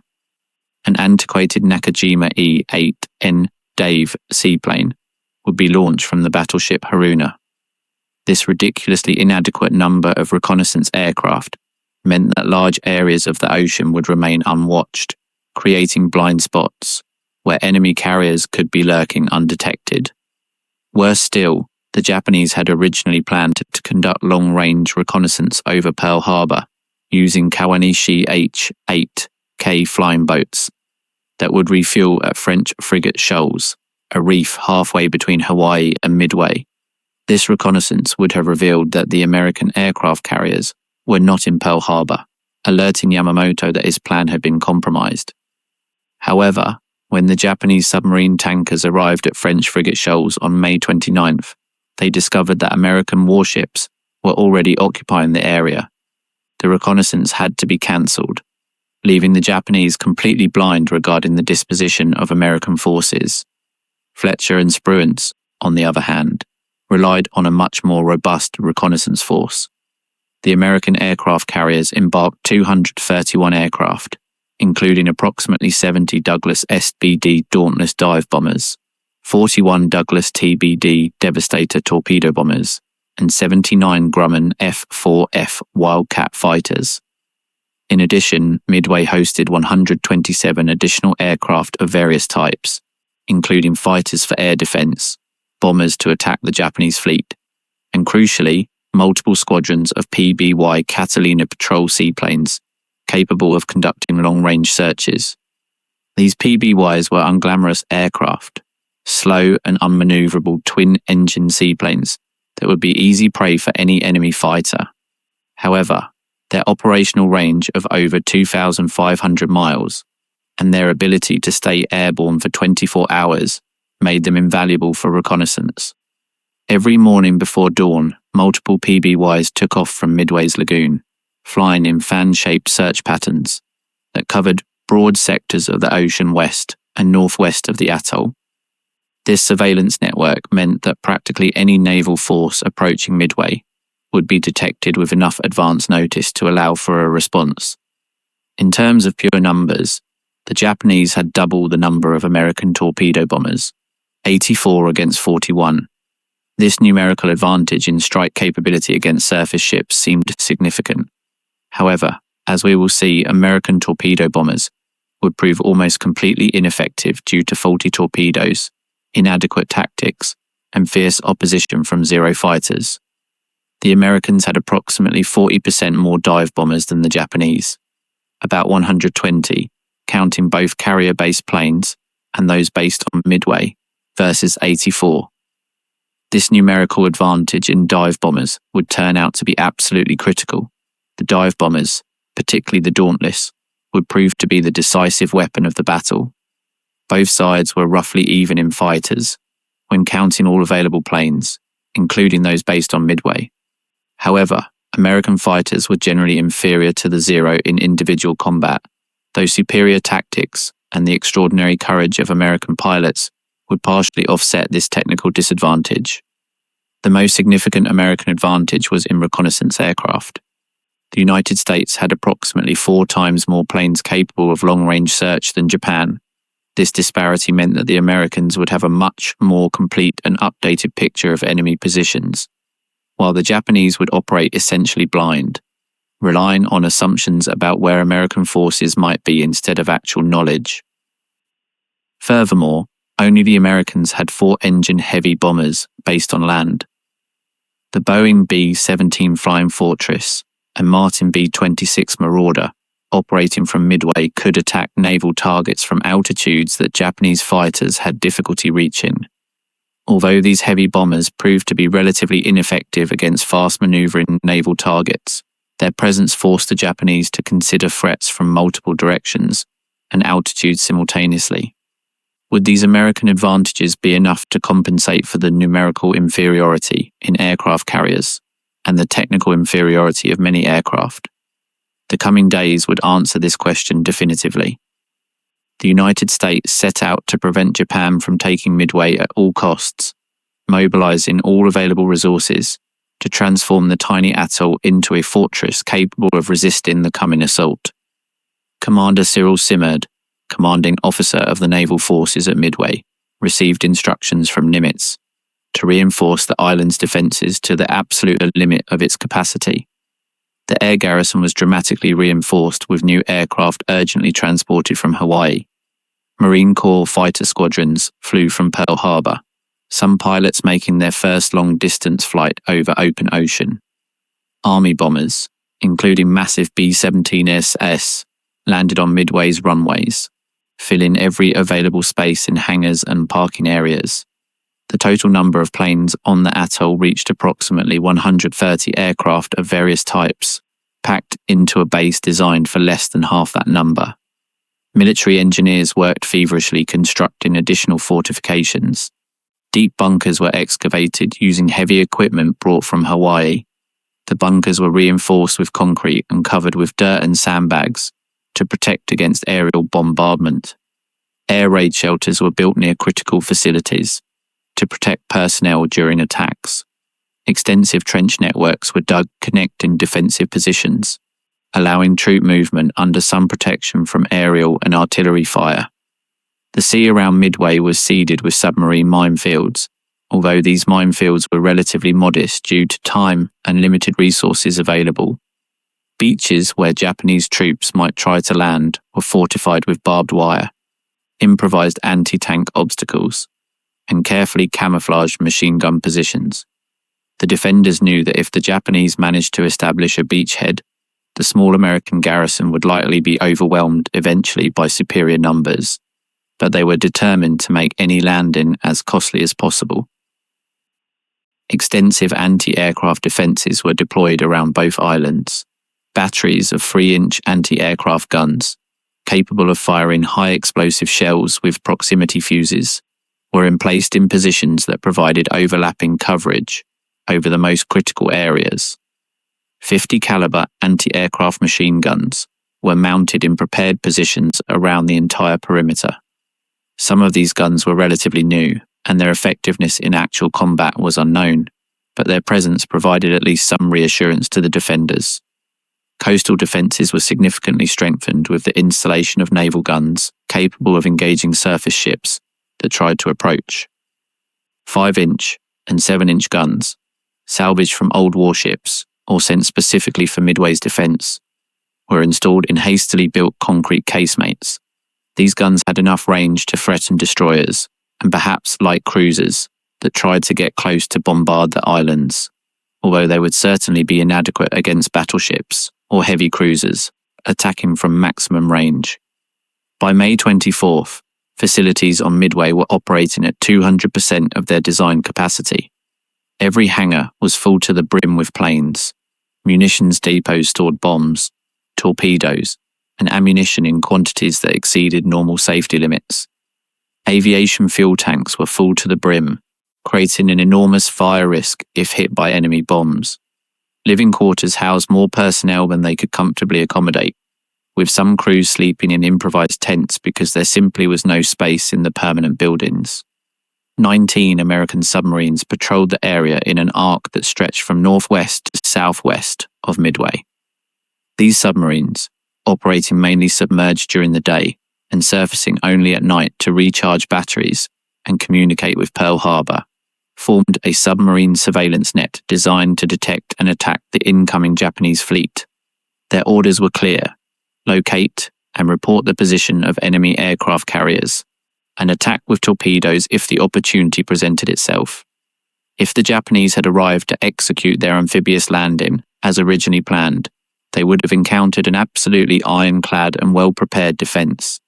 The 2,500 American troops on Midway, although outnumbered by the Japanese invasion force of approximately 5,000 effectives, occupied fortified positions with carefully planned fields of fire, abundant supplies, and the determination to sell every metre of ground dearly.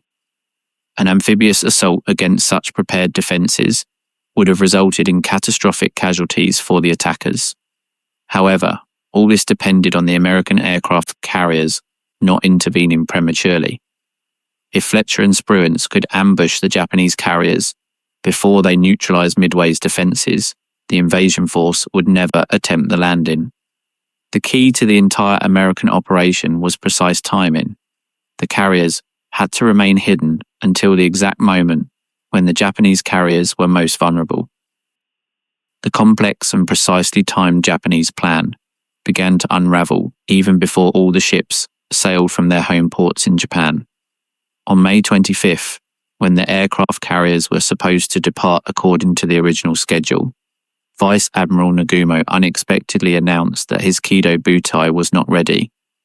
The carriers needed an additional day to complete the replenishment of provisions, fuel, and munitions. Crews needed extra time for proper loading and stowage. Some planes required last-minute maintenance that could not be postponed. The departure scheduled for May 26th was delayed to the 27th. This delay of just one day might seem insignificant, but its consequences were enormous. The planned landing date at Midway June 7th could not be postponed because it was carefully coordinated with the lunar phase. Japanese planners had specifically selected this date because it would provide optimal lighting conditions for night operations. Changing the landing date would have required redoing the entire operation. This delay forced a crucial change in the planned operational sequence. According to the original plan, Nagumo's carriers would attack and neutralize Midway.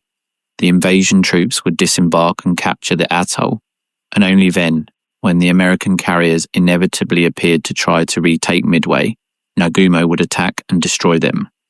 This sequence allowed them to face each threat separately rather than simultaneously. Now, due to the delay, the Japanese carriers would potentially have to confront the American fleet before the invasion troops took the atoll. This meant that Nagumo might be forced to divide his attention and his air forces between two simultaneous targets, neutralizing Midway's ground defenses and attacking the American aircraft carriers. This division of effort contravened the basic principles of naval air power employment that the Japanese themselves had perfected. Nagumo finally departed on May 27th toward Midway, commanding his 4 aircraft carriers and 248 planes, a force that vastly outnumbered anything Midway could field in its own defense and roughly equaled the total number of carrier planes embarked on the 3 combined American carriers. In theory, this force was more than sufficient to accomplish the mission. In practice, as he would soon tragically discover, the margins for error in modern naval operations were terribly narrow. It is likely that Nagumo privately lamented having lost so many veteran pilots in the previous 6 months of continuous operations. From Pearl Harbor, through the Indian Ocean raids, to operations in Southeast Asia, and finally the Coral Sea, the elite of Japanese naval aviation had suffered constant attrition. Pilots with years of rigorous training had been killed or wounded, and although replacements had been trained, these novice aviators lacked the combat experience that is only acquired by facing real enemy fire. It was unclear if the less experienced aviators, who now made up a significant portion of his air crews, would be up to the task of this complex operation. Attacking a fortified base required precision and coordination.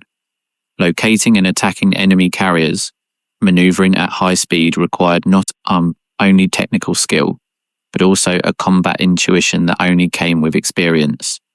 Nagumo probably recognized these limitations, though he could do nothing about it except trust that numerical superiority and the superior quality of Japanese equipment would compensate for any deficiency in his crew's experience.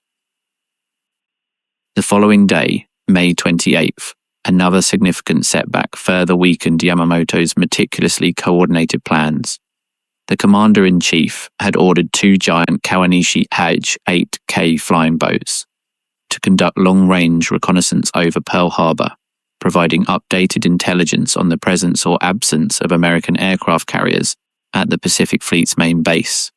This mission, designated Operation K, required the seaplanes to fly from the Marshalls to Hawaii, a distance that exceeded their operational range without refueling.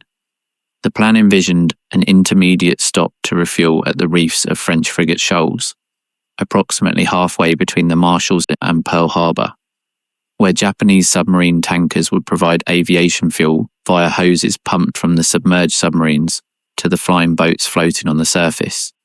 This refueling technique was complex and risky, but the Japanese had executed it successfully in March during a previous reconnaissance over Pearl Harbor.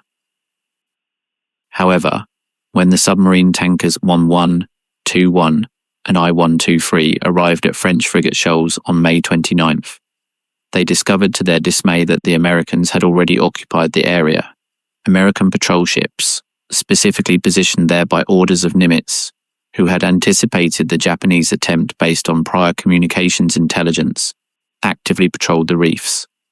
The submarine commanders, facing the risk of detection and possible destruction if they attempted to conduct refueling operations in the presence of enemy ships, prudently aborted the mission. Without a refueling point, the Kawanishi flying boats could not reach Pearl Harbor and return. Yamamoto had to cancel his long-range reconnaissance over Hawaii, leaving him completely blind regarding the dispositions of the American fleet. Had it not been for this apparently minor setback, Japanese pilots would have photographed Pearl Harbor and reported that the American aircraft carriers were not in port. This information would have forced Yamamoto to fundamentally reconsider the entire operation, perhaps postponing or cancelling it, or at least drastically modifying his dispositions to anticipate the presence of American carriers near Midway from the start. American intelligence, meanwhile, continued monitoring Japanese communications, with growing confidence that they had successfully penetrated enemy plans. As Nagumo's fleet approached sailing under strict radio silence to maintain tactical surprise, his radio operators still occasionally intercepted signals that revealed useful information. Japanese operators began to intercept an unusually high volume of radio traffic coming from Hawaii, much more than normal for routine operations. This should have alerted Japanese commanders that something extraordinary was occurring. Furthermore, several Japanese submarines that formed part of the surveillance line to be established around Hawaii detected anomalous American submarine activity. American submarines, violating their normal patrol patterns, were sighted in positions suggesting they were deploying to intercept something. Some Japanese submarine commanders reported having briefly detected intense aerial movements over and around Midway, suggesting the base was on high alert. On land at Midway, observers reported intense fortification works both day and night. The Japanese knew, from aerial photographs taken months earlier, that Midway possessed some level of fortification. However, The fragmentary reports filtering in from long-range reconnaissance suggested the level of activity had increased dramatically. All this indicated that something unusual was happening, that the Americans might be anticipating something. Why didn't these indicators provoke a reconsideration of the Japanese plan? The answer reveals the dangers of groupthink and institutional inertia. The Midway operation had been approved at the highest level, had required months of planning, and had committed practically the entire Japanese offensive naval capacity. Dozens of ships and thousands of sailors were already in motion, converging toward their objectives on carefully synchronized schedules. Cancelling or significantly modifying the operation at this late stage would have been politically embarrassing and logistically almost impossible. Additionally, Japanese commanders interpreted these ambiguous signals in ways that confirmed their preconceived beliefs rather than challenging them. The elevated radio traffic from Hawaii could simply be administrative routines. The detected American submarines could be carrying out normal patrols. The fortifications at Midway could be routine precautions unrelated to specific knowledge of Japanese plans. This rationalization of contradictory signals is a common psychological phenomenon called confirmation bias, where we interpret ambiguous information in ways that support what we already believe. On June 2nd, just 2 days before the planned attack, another critical component of the Japanese plan failed completely. Yamamoto had arranged for a submarine surveillance line, consisting of approximately a dozen submarines, to be deployed in an arc around Hawaii to intercept and report any movement of American aircraft carriers when they sailed out of Pearl Harbor in response to the attack on Midway. This submarine surveillance line was essential to the entire operational concept. It would provide early warning of the American approach, allowing Nagumo to optimally position his forces for the ambush. However, the submarines designated to form this surveillance line were older, slower types, incapable of reaching transit speeds above approximately 8 knots when submerged and 18 knots on the surface. Departing from bases in the Marshalls, they needed considerable time to reach their assigned positions. Planners had calculated they would arrive on station by June 1st, several days before the planned attack on Midway, providing ample time to establish effective surveillance. These calculations proved optimistic.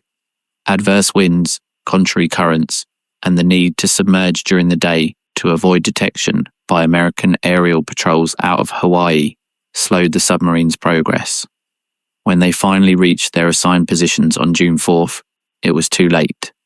The American carriers had already sailed days earlier and were located 325 miles northeast of Midway, exactly where Nimitz wanted them to be, silently awaiting the arrival of the Japanese fleet. If the Japanese submarines had arrived on time and established their surveillance line as planned, they almost certainly would have detected the Enterprise, Hornet, and Yorktown as they left Pearl Harbor. This information, transmitted to Yamamoto and Nagumo, would have revealed that strategic surprise had been completely lost, and that the American carriers were actively positioning themselves for an ambush. Yamamoto would have then faced a terrible decision: continue with the operation knowing the enemy was prepared, or cancel it admitting the plan had been compromised. It is impossible to know what he would have chosen, but at least it would have been an informed choice. Instead, Nagumo continued advancing directly into the ambush Nimitz had meticulously prepared, completely unaware of the danger awaiting him. His ships maintained tight formation, sailing at a constant speed of approximately 18 knots to conserve fuel under a partially cloudy sky that provided occasional cover against aerial observation, but also hampered their own reconnaissance efforts. While American ships sailed to operate out of Pearl Harbor, Nimitz personally went down to the pier to bid farewell to some of the officers. According to eyewitnesses, he simply and sincerely wished them good hunting and good luck, words that would become legendary in the American Navy. He gave no grandiloquent speeches about destiny or glory. There was no need. Everyone present understood the magnitude of what was at stake.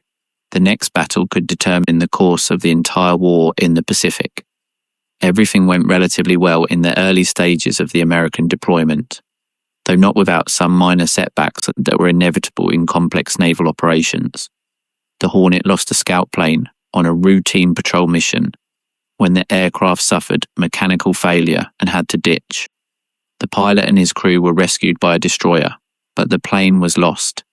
2 fighters were destroyed in a deck crash on the Yorktown when one failed to land properly and crashed into another, being prepared for launch. Fortunately, there were no fatalities, though several deck crew suffered minor injuries. At Midway, both troops and officers expected an attack at dawn every day. This expectation was based on sound tactical doctrine. Aerial attacks against land bases were traditionally launched at dawn because they provided maximum surprise, caught defenders not yet fully alert, and allowed attackers to return to their carriers before counterattacks could be organised. For this reason, every day started the same way at Midway. At 4:15 in the morning, while darkness still fully blanketed the atoll and only the first traces of grey light appeared on the eastern horizon, the first scout planes headed out.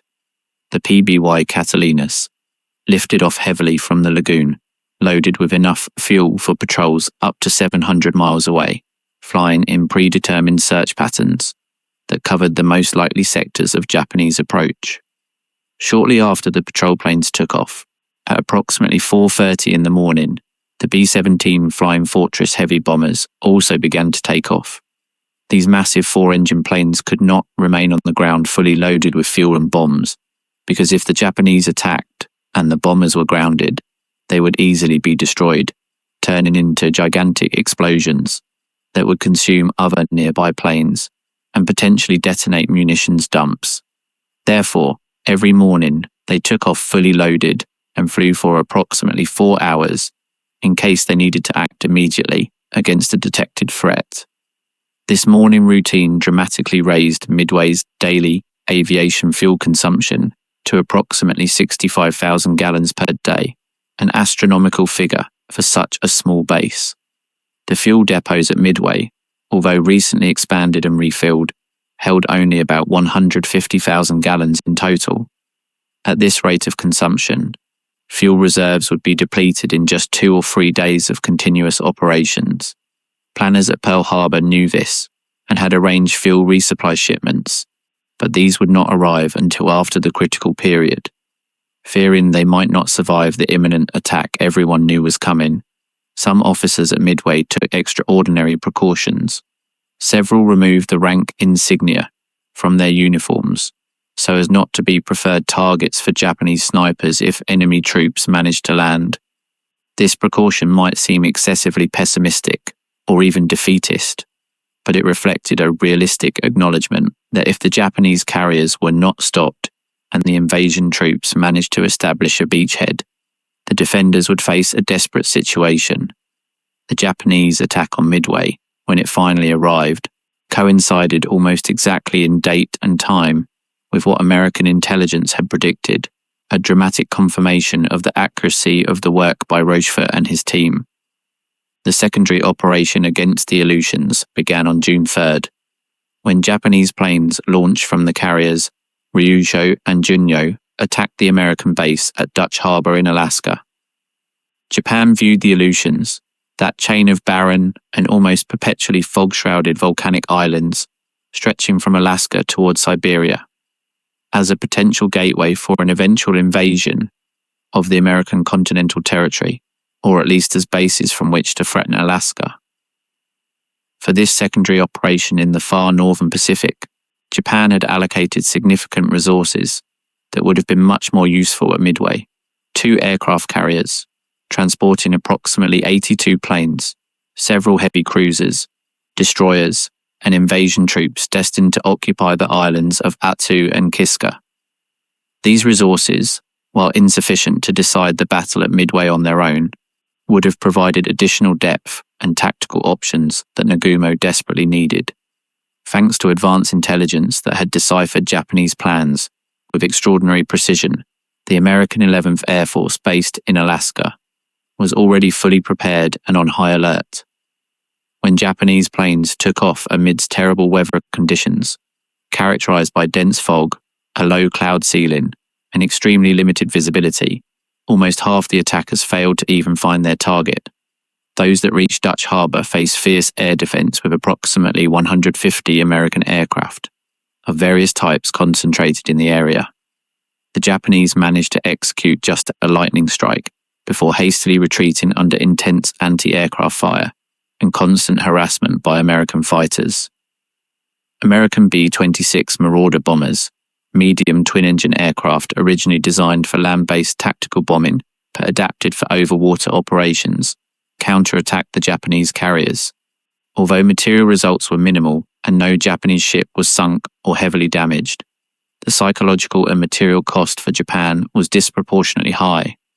One of the Zero fighters, piloted by Flight Petty Officer Tadayoshi Koga, suffered damage from anti-aircraft fire that punctured its fuel tank without self-sealing, causing a constant loss of gasoline. Koga, realizing he could not return to his carrier, attempted an emergency landing on Akutan Island. The Japanese pilot, following standard procedures, looked for terrain that seemed firm enough to support his plane during landing. He chose what appeared to be a soft green field. However, the field was actually a swampy tundra bog covered by low vegetation that hid the true nature of the ground.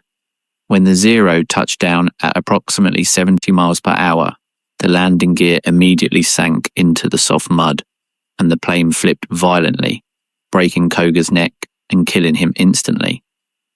The Zero came to rest upside down in the tundra, surprisingly intact except for the crushed canopy. This downed plane lay undiscovered for almost a month until an American patrol spotted it. American naval engineers, immediately recognizing the incalculable value of capturing an intact Zero, organized a recovery operation.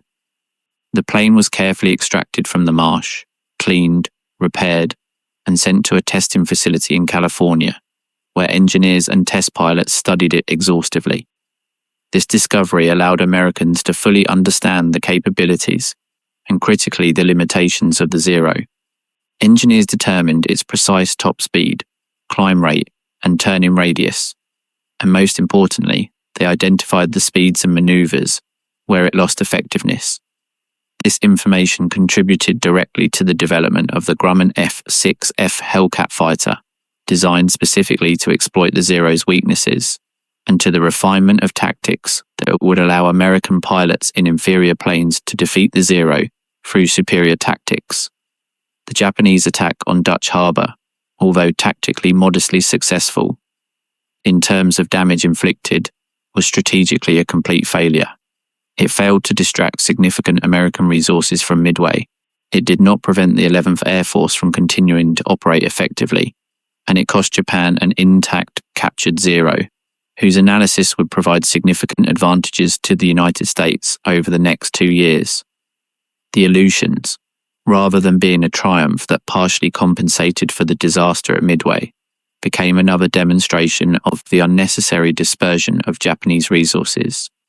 While these secondary events unfolded in the far north, the main action was beginning off Midway. As was established custom, June 3rd at Midway began with the familiar roar of airplane engines, when the patrol Catalinas took off at dawn at approximately 4:15 in the morning.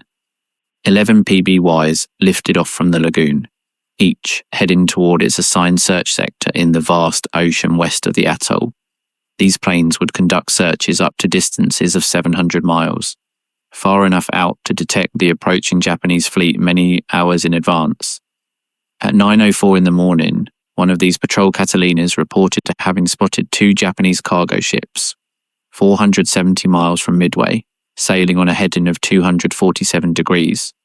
The plane reported that the ships responded with anti-aircraft fire when detected, suggesting they were part of a larger formation, probably an invasion force or an advanced reconnaissance guard. This first contact caused immediate excitement at Midway, although Commander Simard recognized that these cargo ships likely did not represent the main strike force. The first significant contact with the Japanese invasion fleet was made by Ensign Jack Reed aboard a PBY-5 Catalina flying boat. Reed, flying his assigned search pattern, was approaching the point where he should turn and begin the return to Midway, when he noticed strange spots on his front windshield. Initially, he thought it might be dirt or oil splattered from the engine, but the spots seemed to move. He called to his co-pilot, Ensign Gerald Hardeman, pointing toward the windshield. "Are you seeing what I'm seeing?" Reed asked. "Sure am," responded Hardeman as he adjusted his binoculars for a better look. What they had spotted was a large grouping of ships sailing in orderly formation, directly toward Midway.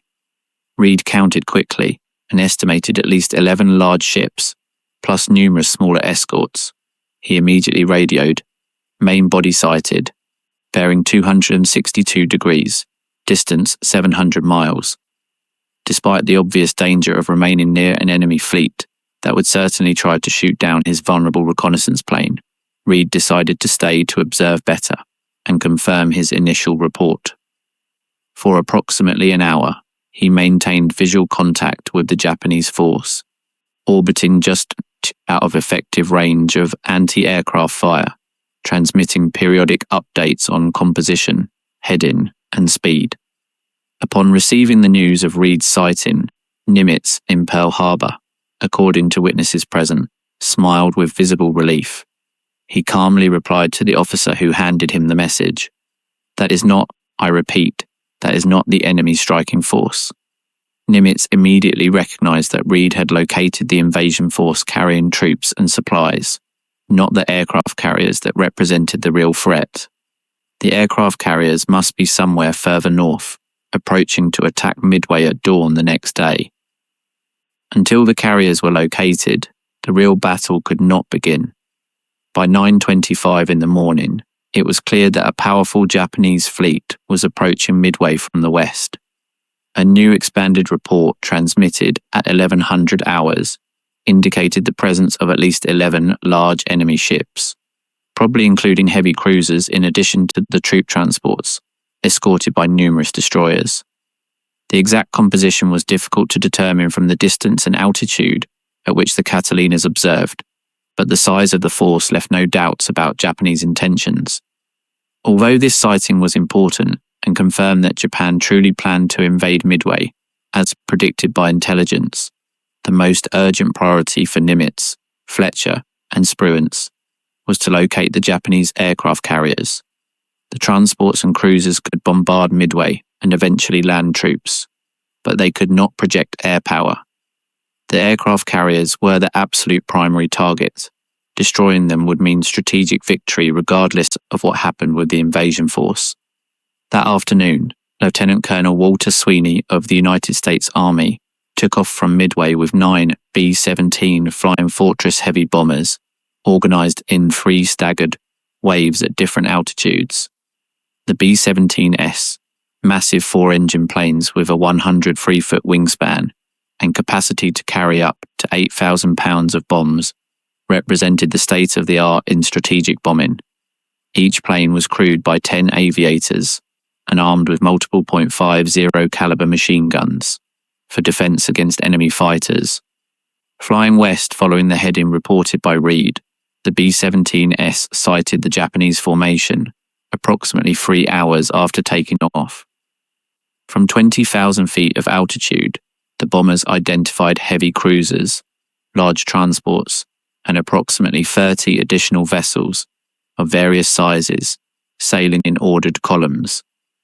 Under anti-aircraft fire that exploded in black clouds around their planes, the bombers released their payloads of 500 and 600-pound bombs from high altitude. The crews, watching through their bomb sights as the bombs fell for approximately 30 seconds before impacting, reported direct hits on a cruiser and on a transport.